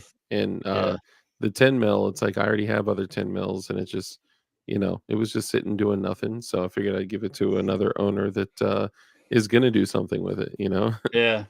I So out at range day at SHOT Show, I shot the Glock 10 millimeter compact. I think Oh, it's a yeah, the 29. 29. 29, yep. That was a handful, Yeah, snappy. but it was cool. Yeah. I I got d- the 30, which is the same thing, but in 45 ACP, yeah, and I got the 40, which is the 6.02-inch barrel, 10 millimeter. But the 29, that tiny little guy, that's badass. at the same time I shot that, they gave me the 45 to shoot. Mm. And you go boom, boom, boom. It's like, oh, not too Poof, much. poof, poof. Boom, boom, boom. Yeah, It's like, yeah. Big difference. Big Yeah. difference. Yeah, it's like the difference. Like if you were to take a wheel gun and load half 38s and half 357 Magnums, it's Yeah. like boom, boom, boom, Yeah. poof, poof, Boom, poof. boom, boom. Yeah. Yeah, you know. But now I know you're really into milsurp too, and that's why I like stemparts.com and a lot of the cool, like you have really cool milsurp style gear. For Yeah. I have to say this really quickly before we get into this. Anybody out there that's into like milsurp style stuff, milsurp gear, clothes, like that kind of thing, Walt Safety Harbor Firearms has this hoodie, and it is in like the German rain camouflage. What is it East called? German Struckturn or whatever Struckturn. Yeah, it's a Is it- raindrop camouflage. Okay, yeah, that. And it is this hoodie that it just on first glance looks like a normal hoodie, right? It's not. It actually has a button enclosure at the top to look like the old school hoods that, like on like surplus gear. It has the hoodie pocket in the front, the kangaroo pocket is actually two like sideways looking cargo pockets that have flap and button enclosures. It's got this drawstrings on the bottom that you can pull. It just looks so cool, and it's a hoodie, but it's got so much milsurp like flavor to it. It's awesome. Heritage. Yes. Yes, that's exactly right. So anyone out there, if you have not seen this hoodie, you need to go. It's on Safety Harbor Firearms, right? Yeah, it's on Safety Harbor Firearms and StemParts.com. Okay, yeah. So just Oh, go yeah. take a look. Let me know what you guys think. It when I saw it on Instagram, I was like, dude, this is the coolest hoodie ever because it's like only people that know would know, you know. What size you wear? Double XL in most things. We have that. Do you really? I might have to make a care package. Yeah. Oh, dude, I would wear it all the time. I would wear it too much. And you know what? I have a bunch of like DLD swag and stickers and stuff like that. I have some new stickers. I'll send them out to you too. We'll All right. Yeah. exchange. We'll swap stuff. Yeah. Stuff. Yeah. Yeah. I'm trying to think if I've got some raindrop here. Let me just put yours. I got something else that's really cool. I'll show you too. Oh, really? If you like East German, I mean, if you're kind of a camouflage aficionado, I'm not too much of it, but I do appreciate it though. The East Germans, this is one of the patterns that they played with. Oh, wow. Yeah, and it's kind of, you don't see it that much. They also made, they made pants and jackets and everything, and all I have is these ammo pouches, which are those are triple AK mag pouch. Yeah. Are those Circle 10 mags? Oh, look at that. Oh, those are 5.45 mags. This is a Circle 21, but nice. But yeah, so no, I picked this up. Oh, that's just oh, that's the one with a hole inside. But yeah, we can hold magazines, I guess. Yeah. Dude, so hold on. So is that a milsurp rig, or did you make that rig? No, this was genuine East German surplus. Oh, wow. I was gonna say, like, holy moly. Now, are you gonna take that I'd love to do something with this pattern. Yeah. Like maybe a hoodie or something. Yeah, that's cool. That'd be awesome. One nice thing about the raindrop is if you wear it out in a lot of places, it doesn't look like camouflage per se. Yeah. It doesn't like scream militia. Yeah. Barton Fink says incoming DLD short of him doing singing in the rain while wearing the raindrop hoodie. You know what? Just because of that, I may do that. Singing in the rain. Yeah. Oh, and here's awesome. Thank you, Morningstar. So here's a link, guys, directly to the hoodie. So go check it out. Let me know what you think. When I saw it, I was like, oh, dude, this is awesome. I love it. Yeah, the Czechs also use the raindrop pattern. And in some of the stuff that they have, if you look at our hoodie in the background, there's a subtle like camouflage pattern in the background. You have to look to see it. If you get a quick glance, you don't see it. But that's something that the Czechs did also. So. Oh, nice. I did not know that. Fluffy Bunny Arsenal says I'm going to get some of the Safety Harbor patches. Awesome. Do you sell those on the website too? They should be up there. Nice. Awesome. Peggy, over there? Yeah, I'm here. Are the new patches up there on the website? Safety Harbor Firearms, yeah. Okay, on Safety Harbor Firearms, yes. Awesome. The new, as we call the fuzzy bear ones, because you don't want to get attacked by Disney. Yeah. Yeah, I got the ones that you gave me at Shot. I have Yeah. them on my patch wall, which is currently under construction. So it would take a minute to find them, but they're awesome patches. They're really cool. Oh, speaking of that, Hey, there it is. There's the little Nomi fuzzy helmet. bear, fuzzy bear, Oh, that's fuzzy the bear. wuzzy. It looks like an Ewok. Oh, imagine that. Yes. That's awesome. Yeah. That's So cool. those are up there. Plus the ones we had last year. We had some Wasn't there a Bucky's. gnome? Was there a gnome one? Yes, there was gnome patch also. Yeah. Okay, I Yeah. was gonna say I thought at a Yeah. distance I thought that was the gnome. Because I did And a gnome shotgun one too. I don't know if you ever saw one of those, but no, I don't think with the so. keg 12. Yeah. Oh, that's awesome. And the Yeah. other one is a Bucky's. Bucky's one. Yeah. Bucky's standard with a SHT at 50. Yeah. Nice. So, as far as like milsurp goes, what's like your favorite milsurp, like rifle or milsurp product? I like German stuff. Yeah. I hate to say I'm not prejudiced. I like it all, but I really like if you had like a the gun I would just FG 42. The Okay. side. Yeah. I mean, I have a semi-auto one from SMG that they made. They made a semi-auto one. It looks just like Really? an original. Yeah, yeah. What caliber is that in? It's an 8mm. 8mm? Yeah, Like 8mm Mauser? Mauser. Yep, and it feeds Wow. off of a. Oh, speaking of raindrop. Boom. Hey, there it is. This is dirty raindrop. So That's a special feature. You gotta. yeah, that's a battlefield pickup raindrop. Yeah, Yeah, yeah. yeah. The Ewok patch is on Safety Harbor Firearm. Safety Harbor Firearms. Yep. Yeah. But yeah, the Ewok softly and carry a big stick. That's a good one. That's good. I like that. Yeah, yeah. Yeah, we didn't have tables this year at SHOT Show. I gave them up last year. Yeah. So, but we still made patches and went out there and were bumping shoulders with the other patch hounds and swapping patches and all that stuff. So yeah. Oh, look! Just I just got assaulted. Hey, there it with a is. hoodie. Look at that. Yeah. So we have like Dark was talking about. Let's see, we got the pocket in the front that has a flap and a button on the outside, and you can button it on the inside also if you want to get it out of the way. Dude, that's so cool. So yeah, they're really comfortable. I mean, it's a little. I can't wear one in here right now because I'm a little warm right now. But yeah, but up there in that part of the world where you live. Oh yeah, it's like sub 40 degrees here. Now I'm curious because typically when you do like merchant stuff, you're like you can choose from this regular ass hoodie and this regular ass hoodie and that. How did you come up with that? Did you work with a company to design that specifically? Well, my son was the designer. Okay. And then it's working with the companies that are going to do the sewing and the making to see what they come up with because they print that fabric colored. It doesn't. So we had samples from them and how they sewed and how the print came out and my son was pulling his hair out for a while trying to get what he wanted. Yeah. But he finally did, and it came out really well, I think.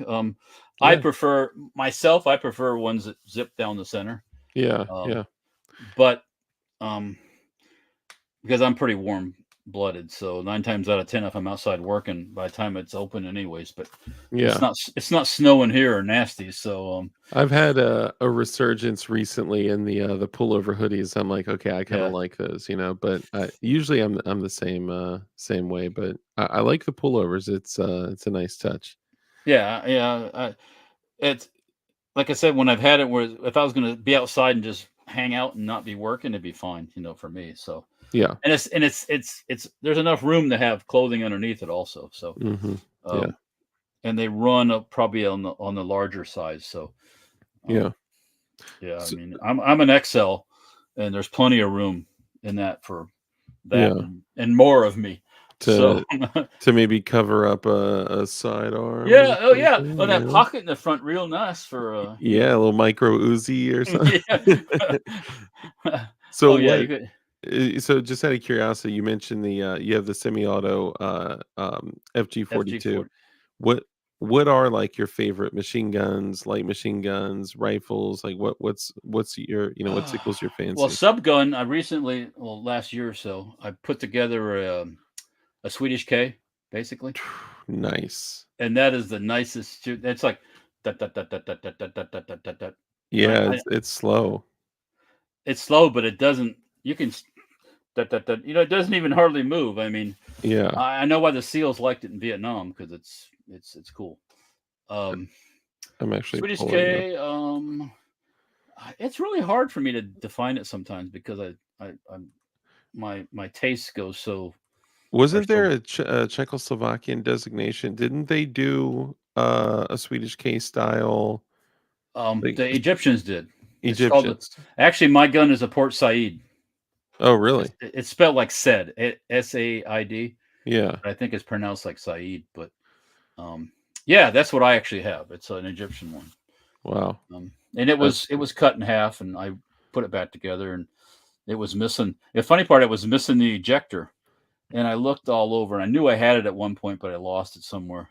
So mm, finally, I found a picture on the internet of the ejector, and I mhm. just looked at it, and by the size of the opening, and kind of figured in my head, I made the ejector, and goddamn thing worked perfect right off the bat.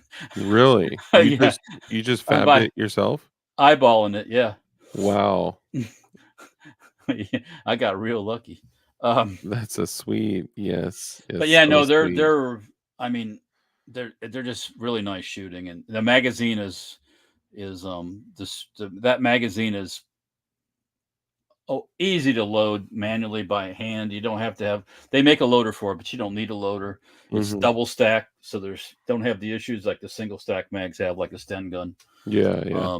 Just a Yeah, sweet. those being double stack single feed are just a pain in the ass. Yeah, And and they're hard to load. You got to have a loader. So yeah. I Are like the you Sten gun. Sten gun's a favorite. Yeah. Um, as far as um, I don't have one myself, but I have shot one numerous times. Was the RPD belt Mm. fed? That's a really cool.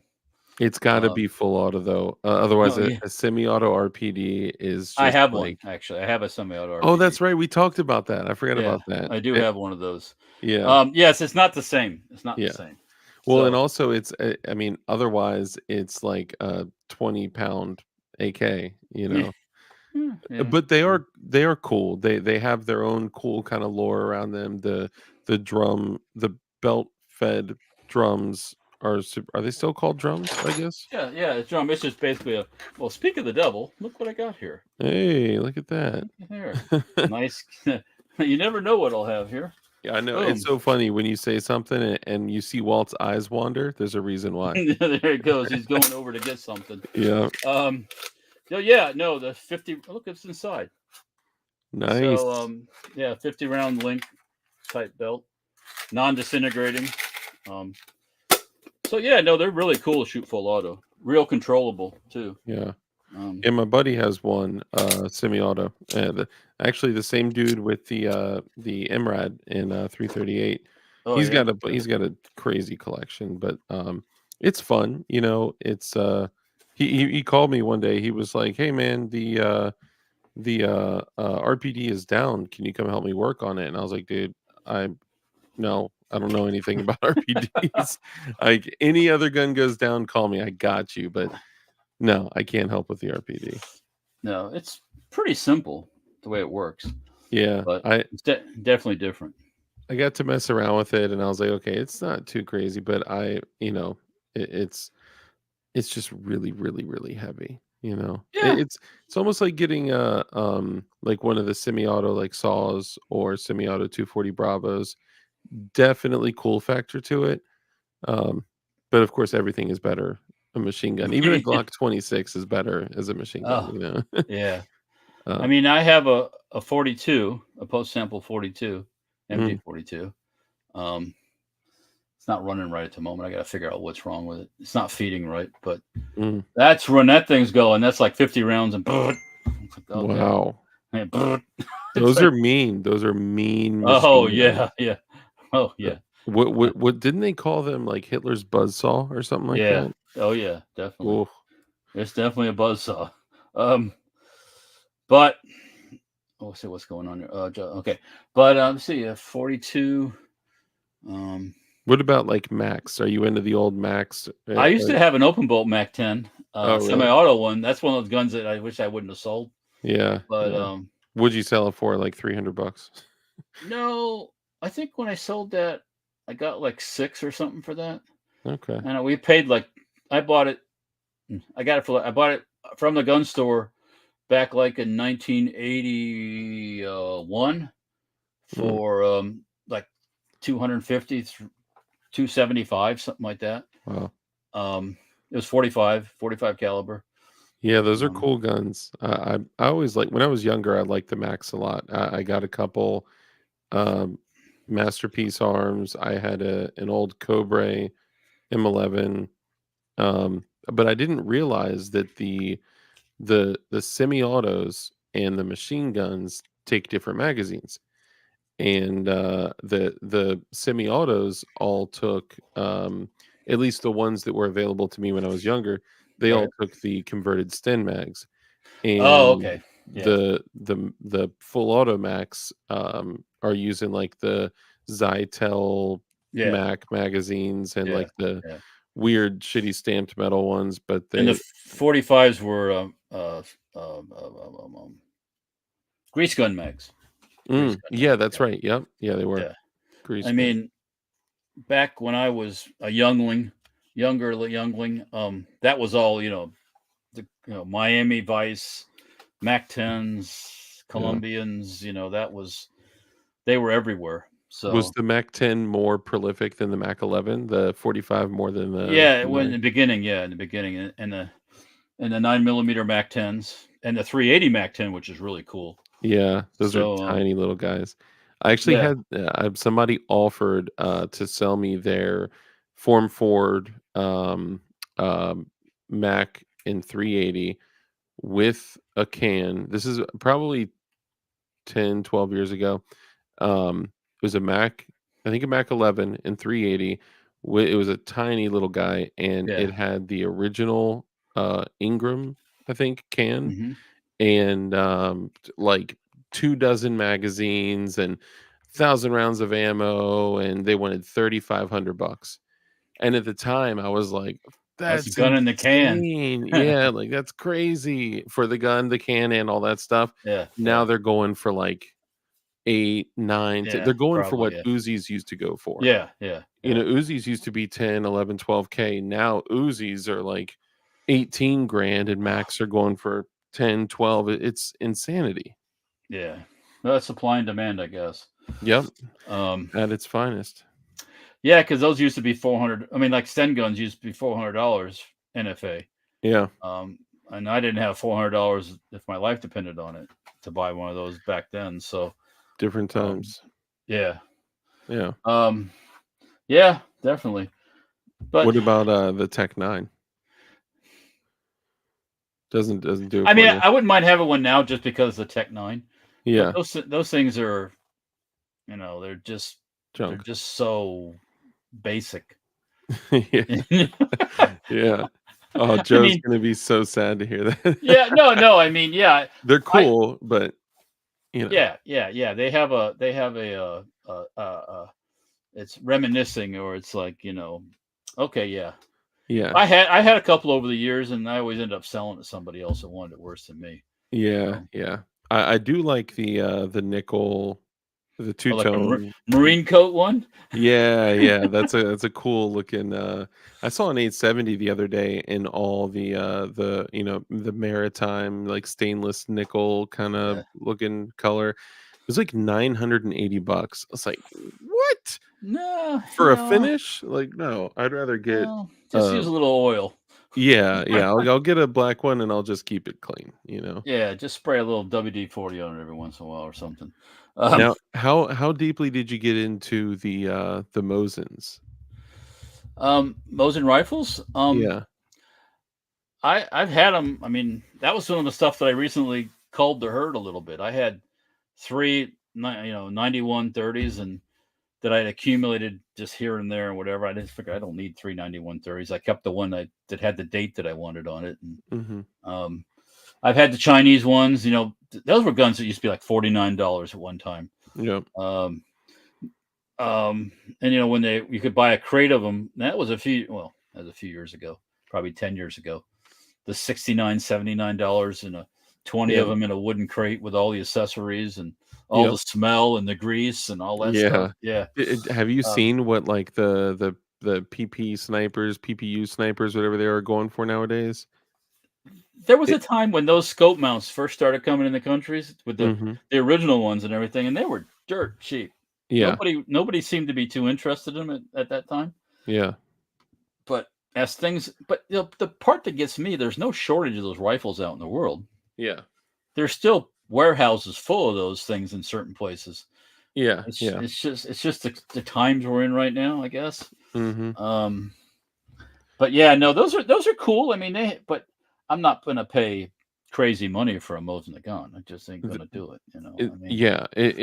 I don't think the value is there. It's the collectors that I know a guy that runs like old like World War I and World War II reenactment like sniper shoots where they actually do like real like sniper challenges and stuff, and they have to use like historically accurate firearms, glass, and all that.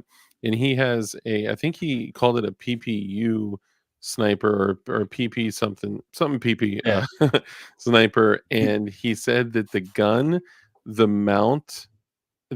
the mount matches numbers, but the scope has a different number on it or something like that.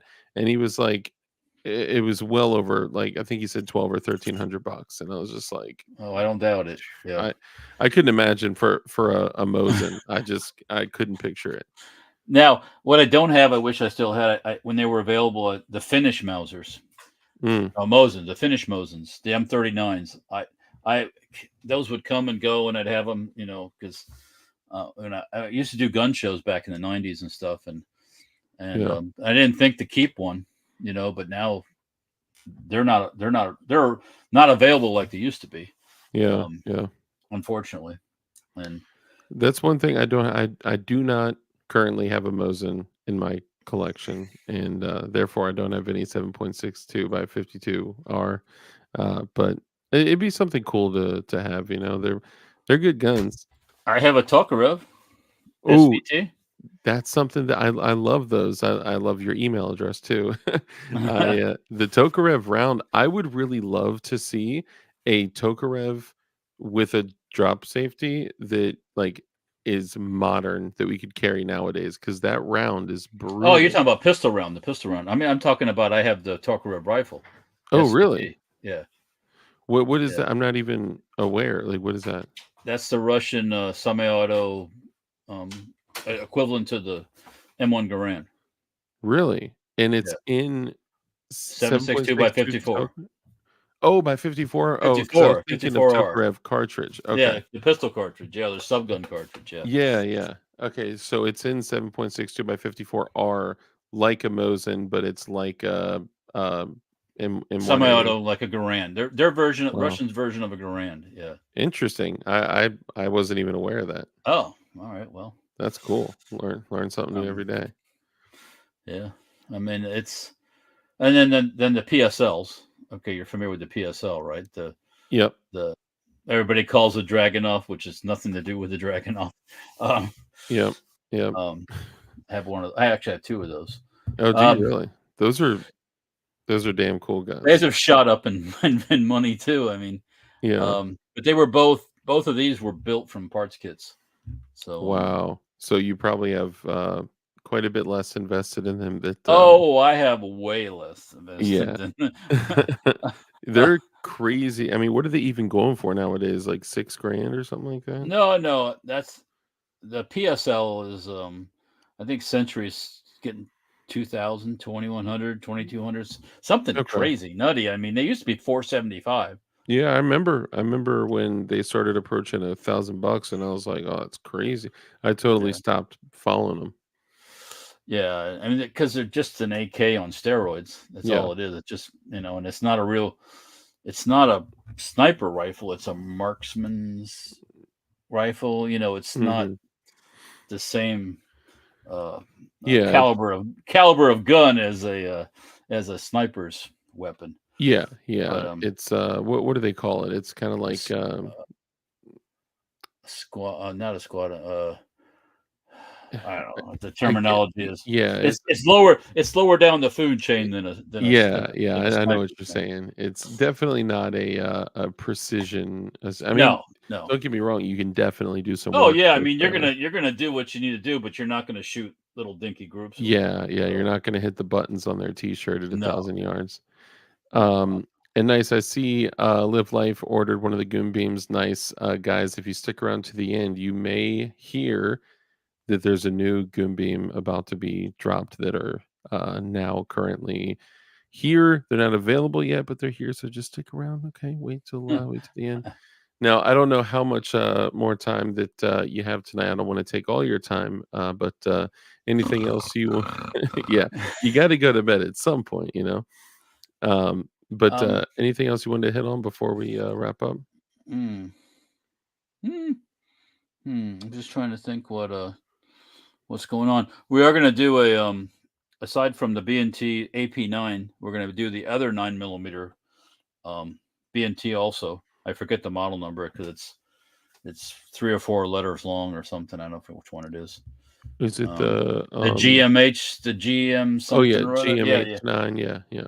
Yeah, which is, if you look at what that means, it's something about goats and this, that, and the other. Really? Yeah, yeah. There's a if I can't That's what I remember. was thinking. Sorry, designated marksman rifle. Yeah, designated marksman rifle. Yep, Yeah, correct. yeah. Yeah, that's it. Yeah, that's what that is. So, Yeah.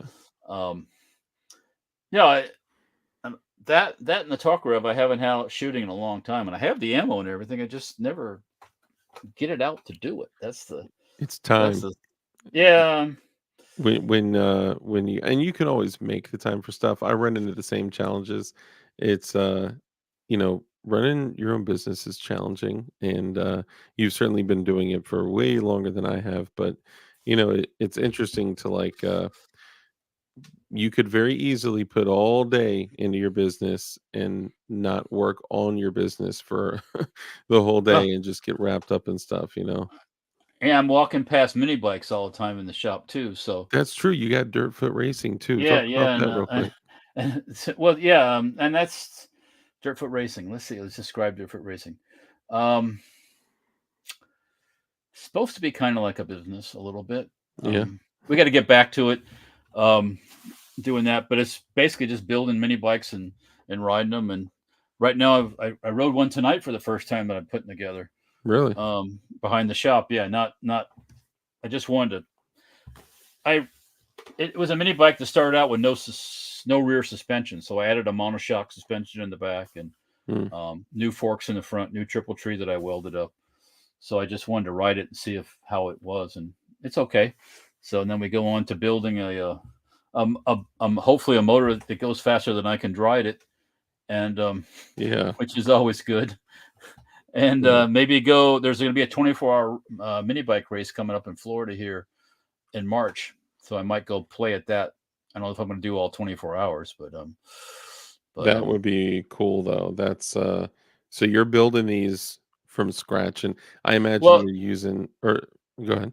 The one that I'm working on now, I took a frame. It's called a Mega 212, and basically turned it into something it wasn't, kind of thing, So by the time you get done, you've almost built the whole thing. But that's typically what happens with these mini bikes, especially once you get past that point of just putzing around nice and slow. Then you want to go faster and faster and faster and faster. Yeah. Now I imagine you're using your ability to like fab parts and stuff like that. Yeah. We have the stuff to do it. So, and I'm talking about my thing is I like to do it in the dirt. I'm not. The road is just too hard. Yeah. And riding mini bikes on the street is, I'm not a supporter of that whole thing, because that's how you end up dying. So probably a good idea. Yeah. And the popo don't like it either. So yeah. Are they as crazy about that out there in Florida as they are in Virginia, where if you're I guess it's I mean, growing up as a kid, and we were riding a go-kart in the street, the cop says, "Hey, get out of the street." Get out of Yeah. the street. You know. Mhm. I got stopped one time when I was like 16 riding my dirt bike on the street, and I got Mhm. 3 tickets. I got a Wow. no helmet, no tag, no inspection sticker. They had inspection stickers then. So Yeah. that was a learning experience. They Had to go still to have those in Virginia. I'll Florida. attest Got rid to of that. that years ago. They finally got smart. Yeah. Um, I it wish was costing Virginia. the state so much money that they finally figured out that wasn't. Plus, they had one time we had emissions testing here too, Mm, and then but they only had that in the urban areas. yeah. So if you lived in a county or didn't have a big city, you didn't have to go do that, which is not very fair, I don't think. But Interesting. That's but they not very. finally figured out that it didn't have any effect on the air quality. So and it Yeah, I cost. don't know why. I think if you look at Virginia, the very top, like the and not like at the 12 o'clock, but like the very the middle of the tippy top, there's this little like sideways, it's like I can't call it a square, it's like a rhombus, okay? Mhm. And that is like this totally blue, psychotically blue Yeah, libtard area, and the rest of the entire state is all totally country and right, just different, right? More people that are more freedom, independence, and liberty right, right, based right, right. people. So if that little area on the map didn't make all the freaking decisions for everyone in the state, Uh, we'd probably not have any of that shit either, but here we yeah, are. yeah. Same with New York. Same with Illinois. Same with all Yep. California. This unfortunately. So Yep. Florida's you know there's areas like Gainesville and Orlando. That whole corridor right there. That's a weird area too. So Yeah. Miami. Yeah. Yeah, that's true. Yeah, Miami as well. Yeah. Yeah. Yeah, I think, the state, all states have their own kind of challenges when it comes to like some of the freedom related stuff. But I just kind of hit me the other day. I was like, you know what? Every state is anti-freedom. It's just they're all different flavors, right? Like, I always try to make excuses for Yeah. Virginia, or Florida has its issues, Virginia has its issues. All these different places have their own issues, but Yeah. it is what it is. Maybe one day we'll win, but we'll see. Oh, flipping. They're talking about flipping the age. They bumped the age to 21 Mm. for for handgun purchases here or whatever. Any kind of firearms Yeah, I purchase. think it's any kind of gun, Anything, shotgun, yeah. And rifle. now Yeah. there have been talk of that's going to get flipped, which it should. Hmm. Because that's the first thing I did when I turned 18. I went to the Kmart and bought myself a single barrel H&R shotgun that day. Nice. Boom. That's like that's the first shotgun I think every single person is Then I purchased. brought it home. We went and stuck it in the lathe at home and chopped the barrel down to 18 inches, and boom. I was Nice. like, yeah, I think, JC9 brings up a good point. He says Miami does receive a lot of snow all year yeah, round. yeah, This is true. The Port of Miami. Shout out to the Port of yeah, Miami. Oh, that's too funny. yeah, Well, as far as other, so you have Dirtfoot Racing, you yep, have yep, Obviously, Safety Harbor Firearms is your number one. That's your go-to. If you right, guys out there are looking for the best way to support Walt and his business, first off, Safety Harbor Firearms is the place to go. Now, yeah, there you will be blown away at the amount of stuff that he has on there, the amount of products he has on there. But I always bring this up. I purchased a Scorpion Picatinny rail back plate oh yeah, adapter, yeah, years back before I even knew who Walt or Safety Harbor was, and it's cool as hell because it's like it's what would have brought me like there to that place. It's crazy. So it's cool. You can get stuff for your Scorpion, stuff for your Strybog, stuff for your MP5 if you're looking for. But I mean, I don't know. You have crazy amounts of stuff, brace stuff, stock stuff. You have yeah. all sorts of just traditional firearms things. What's a way that they could support you? Well, yeah, they go to Safety Harbor Firearms Mhm. website. We can't say that dot thing, can we? I No, I guess probably not. I get so confused about it. I guess Yeah, we can't, I'm but so I don't know. confused. I know Um, that's how I feel. I'm like, yeah, um, dot. it's a Um, website. mhm. You know what it is. Yeah, yeah. Um, And there you can do that there. And there's one Facebook, YouTube, and Instagram also. And then there's Sten Parts, which is Sten Parts. There's no there is an Instagram Sten Parts thing which I post every once in a while in there, but there's not a YouTube one for Sten Parts. And then Dirtfoot Racing is just the mini bike stuff, and that's on Facebook, Instagram, and YouTube. Now that's monetized. That hasn't been messed with by them at all. Yeah, no, that's what. I bet, I'm not getting rich or anything off it, but the other day I looked at it, and I was like, I made another $100. I didn't do anything. So that's funny.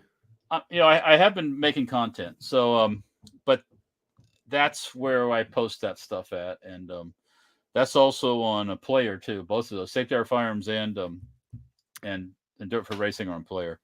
And you guys can also support Walt when he goes live on Player with Hank Strange. You can go watch the Who Stole My Freedom podcast. Yeah, and say hello, and hit that little arrow button up, the like one. Yeah. Or you can check it out on YouTube when Hank posted on YouTube also. Yep. But over on Player, we can touch stuff. Mm-hmm. More stuff, most stuff. Yeah. Oh God, what'd I do? Hey, sorry. You can show them as long as you can't handle them. I actually I busted out something funky for today. I got this really strange looking. It's a P80 in a chassis. It's a funky. Hey, dude, I got one of those when I was a kid when Mako was making them. I don't know who really made this. It says tax something on the side of it. I don't know if I know I probably paid too much for it when I bought it, but it's just kind of interesting. I think it was like $100 or something like that, maybe $150. I'll tell you what, for anyone who says those aren't effective, haven't tried them. Okay, because they are. I had a buddy with an SOT that had a full auto Glock, and I got that for him as a gift, and gave it to him, and he clicked it right in there, and man, that thing was stable. It was pretty stable. Ish. Yeah. I mean, it's stable. Anything helps when you're ripping them off like that thing rips it off. So for I'll put it this way: for an entire stock assembly to be riding on a 4mm pin press fit into polymer, it's stiff. It's solid. Yeah. No. I'm one of my guns that I don't have was a broom handle Mauser. Ooh. So that's something I didn't buy when they were back in the day when they were coming in from China and that was way back in the day.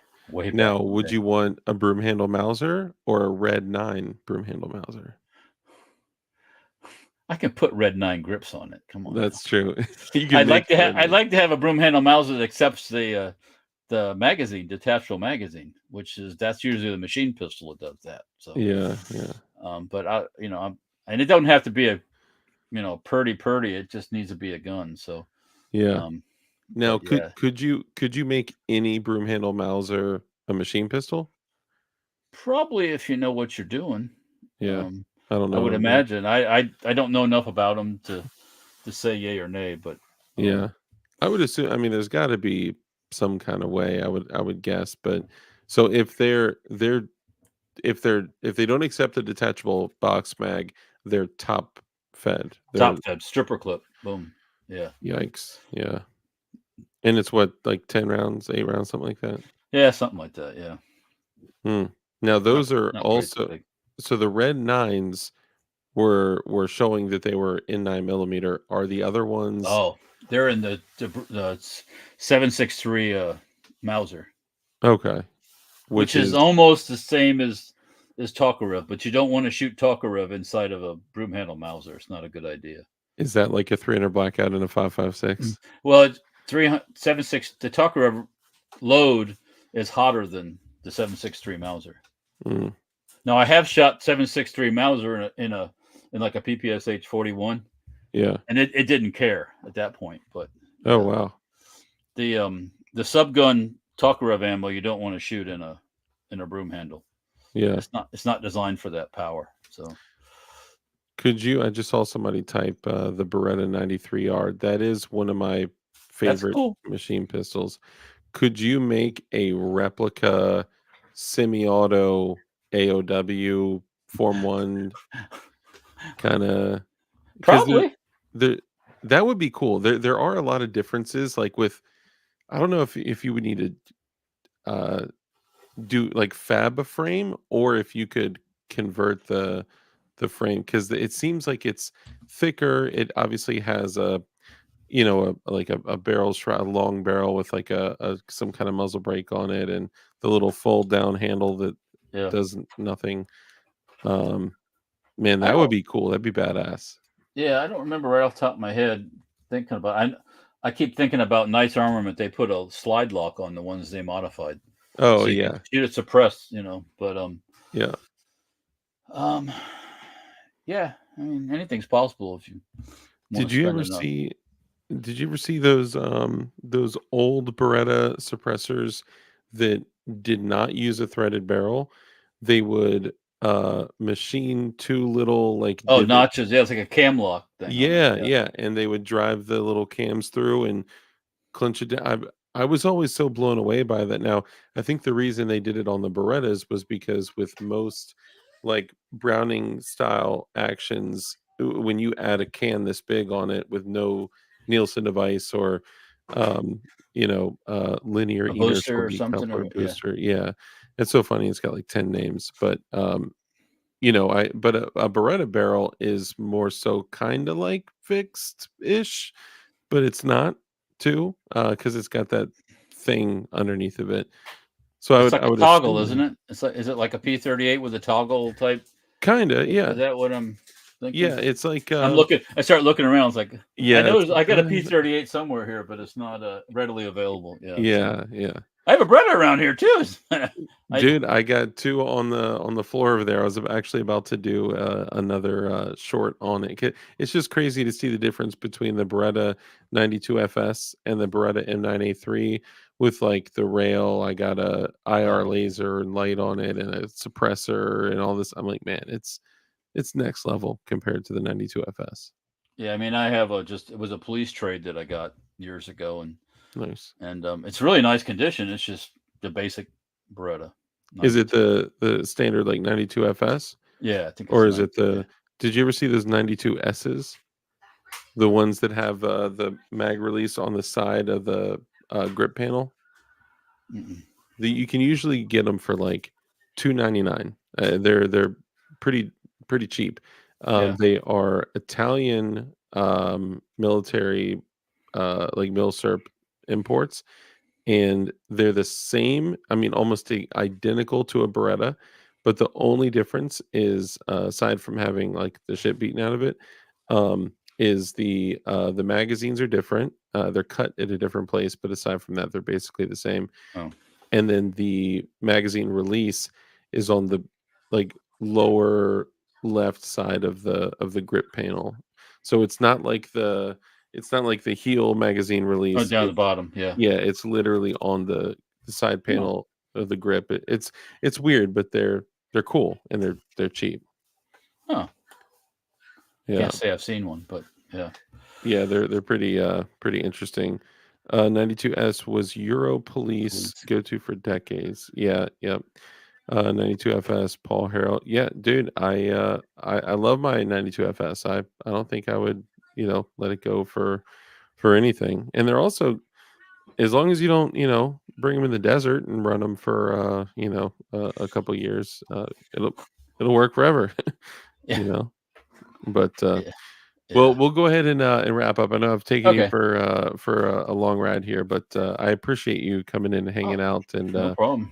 guys, remember, let's support Walt. Go ahead and check him out at Safety Harbor Firearms. You can also check him out at Stem Parts, and also show him some love. Go on Instagram and YouTube and all that.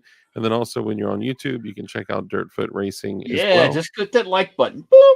Yeah, Yeah. that's all you Or got to do. sub or whatever, just Yeah, and show him you some can love. say bad things too if you want. It's all good. Yeah, any engagement at all is good. Yeah. I smile at all of it, most of it anyway. Yeah. And I also dropped the link in there for John Rice's Give Sing Go.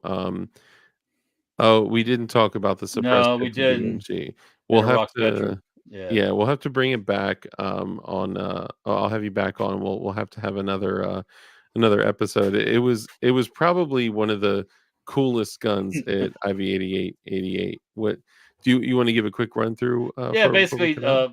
one of my uppers, magazine fed, 12-inch barrel, behemoth Liberty suppressors, behemoth suppressor with subsonic ammo. And you loaded that ammo yourself, Yeah, right? we load the subsonic stuff. So basically, with a hard cast lead bullet, like 500 grain hard cast lead bullet. So, Yeah. it was, and there's no recoil, so hardly any felt recoil. Because John Crump goes, "Did it come out? Yeah, Did it he come didn't out?" even know if it shot. Yeah, It well, was a blast. I it got hit to the shoot it backstop. once. Yeah, Yeah, and you see it hit. If you hit the like the thud. dirt or one of the Yeah. pumpkins, like it. Oh, somebody shot the freaking steel, and the ROs were like, they just told everybody, don't shoot the steel, and it's like, dong, shoot the Yeah, steel.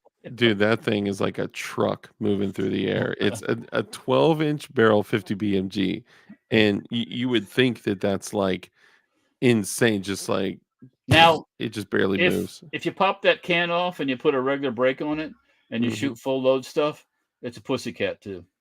It's loud as fuck, but Really? and it's a fireball, but yeah, the recoil is minimal. Is that just because of You the don't create the pressure? energy because it just Mm.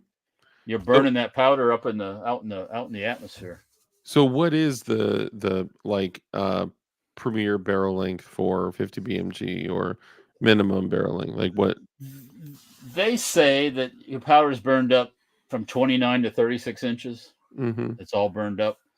The longest barrel I make is 29, just Okay. because of getting things machined and everything. It's just a lot of guys don't have that capability to machine super long barrels. Yeah. So anybody that wants a 50 with a freaking ginormous long barrel, you're just pushing that Projo down the barrel. It's kind of like Mm. 9mm carbine with a 16-inch barrel. Yeah. After 8 inches, you're just pushing it down the board. So Yeah. Yeah. I was blown away the first time I learned that between like 8.5 to 16.5 inches, the average FPS difference is within 50 feet per second. yeah, It's insane. Like that. I was blown away by that. yeah. But yeah, And it's a waste. and if we didn't have the goofy SBS short barrel rifle stuff, nobody would have a 16-inch. Hmm. Yeah. So, Yeah, it's anyways, stupid. Yeah. What are just while we're closing out here, what are your just like generally speaking, what are your thoughts on just kind of the place that the world is in, like like politically, socially, culturally? well, this part of the world, our part of the world, is in this everything's okay spiral downward. Mm, Once you say this is okay, then the next thing comes up. Oh, that's okay too. Well, that's okay too, and then you just keep going down this wow. rat hole. Now the rest of the world's not that way. I mean, they are a little bit. They're open over there in Europe, but they only open to a certain point, and then and Russians forget them. Those guys, you know. Yeah. But we're in a weird spot right now. I mean, you can't curl up in a corner and not pay attention, Yeah. um, because that's what we did before World War II. By the way, Yeah. Yeah. That's yeah, that's probably the most creative, eloquent, and accurate ways to describe where we are, where we just keep normalizing stuff that's and just okay. He can't help it, can he? Oh well, yeah, then he can't help it either, can he? Well, no. Well, he likes dogs. He can't help that either, right? yeah. So it's just one of those spirals that just Oh, keeps getting lower and lower. Once you accept the one thing, then they go on to the next thing that you're going to accept. and the whole minor attracted persons thing, that the fact that they are already trying to kind of like take the temperature on how people will react to basically violating children and adults being attracted to children, saying that that's basically that it's okay, like that's normalizing this shit. It's literal evil. It's the normalization is the whole thing. And make you feel guilty if you oppose it. Yeah, yeah, And it's like, I don't have to like you. I don't have to like the way you are or anything like that. That's what this country's about. That's why Yeah. the Mormons went out west, because people didn't like them, Mm-hmm. and and that's why the Pilgrims came over here, because the Brits didn't like them. I don't think. So Yeah. Yeah. yeah, That's an whatever. interesting perspective. Yeah. But you can't ignore the Russians, what they're doing over there. As much as you, some people make an excuse about money, you can't Mhm. ignore what's going on, because they have bigger intentions, along with the Chinese. So, Yeah. but the Chinese don't want to mess with the Russians, because they know the Russians are like a shit show. Yeah. So Well, it's a weird thing. so what do you think that that could look like? Do you think like you could see Russia coming and messing with us, or Russia and China banding Oh, together, well, or well, I don't know about that. They've never played well together over the years. yeah. They've always ended up fighting amongst each other, and Hmm. the Chinese want the Russian stuff. I'm surprised the Chinese haven't pushed into Russian areas up there, Yeah. out across the border, because the Russians can't do anything. They It would can't be a do great time to do it. Yeah, they can't do anything. What are they going to do? Yeah. They can't fight their way out of a box. Yeah. So I don't know. I'm just. Are you a powder coat, Brian Shankin? Oh yeah, we did do that exactly on those hard cast bullets for the 50. Those were all hard powder coated and then baked in the oven. Yep. Interesting. Okay. Yeah. He Yep. says powder coat bag shaking your hard Yep. cast. So you ton of cleaning lead fouling. And I put them on a tray, and then we stuck that tray, and I've got a rod oven, a welding rod oven in the shop Mm, that I use for that kind of stuff, and stuck it in there and nice. baked it on. And yeah, it worked pretty well. Oh yeah. Got to make some more, actually. Yeah. Yeah, we ran through all of them at Oh, IBM. once the word got out, it was like, can I shoot it? Can I shoot it? I let everybody shoot it. I didn't. Yeah, you didn't even get to shoot it, right? I shot a couple times. Yeah. Did you? Okay. Yeah. I did. Yeah. I was lucky that I got to shoot it once. And when I think you or Rich were like, yeah, shoot it. I was like, I like felt guilty, like I'll let Oh, other just people, shoot it. I brought it to shoot it. Shoot I it. had to. I had to. It was just so cool. And I mean, when he says like it's like a pussycat, like you literally cannot feel it. Like it's just now the unit itself is super heavy, right? So it is absorbing some of the recoil, but like Yeah. silent, and it just doesn't move, and it's just like thunk, and then this baseball is just coming Yeah. out of there. What speed is that ammo running at? I have to put a chronograph on. I I thought we did one time, but I can't remember what the numbers were. I've got to do it again. So Yeah, I've got to definitely load sub some more up. 1,000. Oh yeah. The person who helped me with the ammo has a lot of experience with that stuff. Mm, So yeah, gotcha. because one time we did it where we ran up to a 29 barrel, 22, and an 18. I don't know if I did the 12, and we measured the velocities and the noise, the herd, The decibels. yeah. So Yeah. I got to do it all again and document it mo better. Yeah, So Mo better. And mo yes, better. Clint Eastwood, Gideon Optics is all the Omega is awesome. Oh, Um, I had the- the Gideon mediator on that at the oh, shoot that's there. right. We did. We were shooting a 50 Yeah. BMG with the Gideon Optics mediator on it. I've had that Gideon a mediator on 308, 223, 50 cal. It's one of those.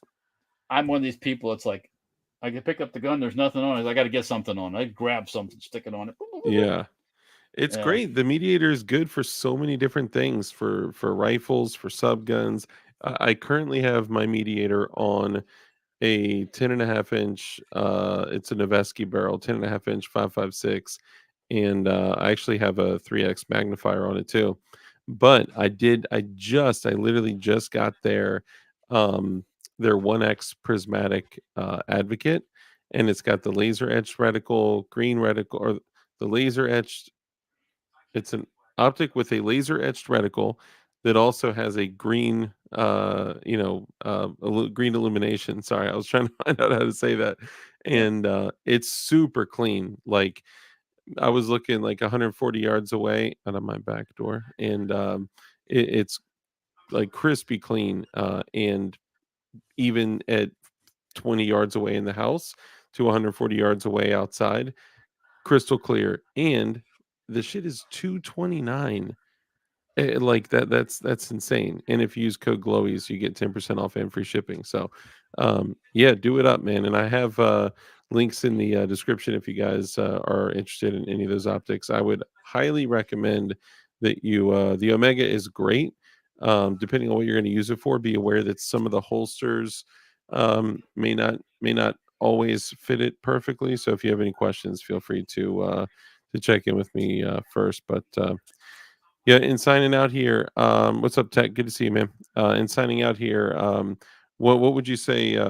Any dad advice, life advice, or anything like that before we close out? I'll say it like I kind of say, I'll do a good turn daily.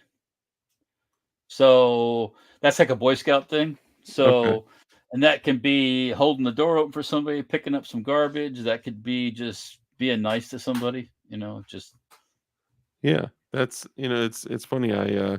I close every stream with "be kind" and a bunch of other stuff, and I mean, I don't like be that. stupid kind, but Yeah, get yourself hurt.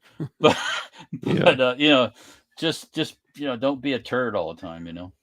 yeah. So Very good. Don't be a turd all the time, guys. That's as well, much as you want to be a turd all the time, don't be a turd all the time. yeah, yeah.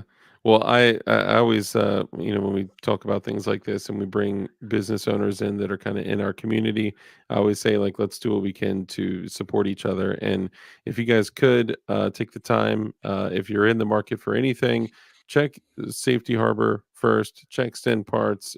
Check them out on YouTube. Look at Safety Harbor, Dirtfoot Racing, and Instagram too. Show them some love and show them just what the DLD community is all about.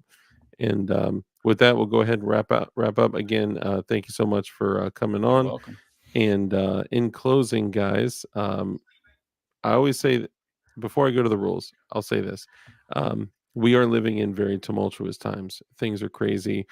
It's absolute clown world. Everything is upside down. So I encourage all of you guys to get right with your families and get right with God. It is crazy times falling right at our feet. So make sure you don't fall victim to the psychosis. If anybody has any questions about what it looks like to get right with God, hit me up. Hit me up on Instagram, email, whatever. I'd be happy to chat with you. And now, in closing, the only thing that sets us apart as men, as leaders, as leaders in our communities and our families, are the standards and expectations that you hold yourself to, and the rules that you hold yourself to. And for me personally, some of the rules I like to share here are: rule number one, be kind. It's so important that you're kind in everything that you do. That brief interaction that you have with somebody else could have a massive impact on their life. So be kind. Rule number two is to live a life of care, compassion, contribution, give to others. When you bless others, you become blessed because a hand that's open to give is open to receive. And actually, it's funny that I've been saying that for a long time, and I didn't realize until I was reading the Bible recently that it literally says almost exactly that. So I'll find the scripture and read it to you guys. But rule number three, because we know the only way for us to defeat evil is with good men skilled in violence, make sure that you're becoming as highly skilled in violence as you possibly can be. And be safe, be dangerous, and keep that thing on you. And with that, ladies and gentlemen, we're out of here. We'll wait for one quick second, and we'll uh, we'll wrap up here, guys. So thank you so much for coming and hanging out, and we'll catch you guys Well, on the next one. See you guys. See you, Walt.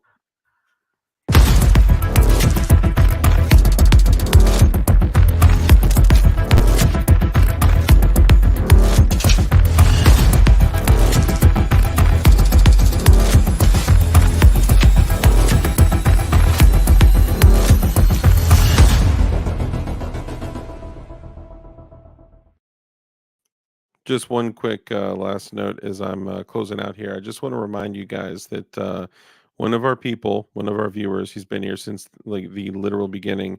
His house burned down. Okay, so we're trying to help get him back on his feet. I just dropped the link in there if you guys could contribute, and if you can't contribute, because I realize that all of us have our own SHTF situations going on in our lives every day, right? It's no problem if you can't contribute. If you could just simply share it or just offer your prayer, it would be super helpful. And I'll catch you guys on the next one. I appreciate all of you, and we'll see you soon. All right. Bye, guys.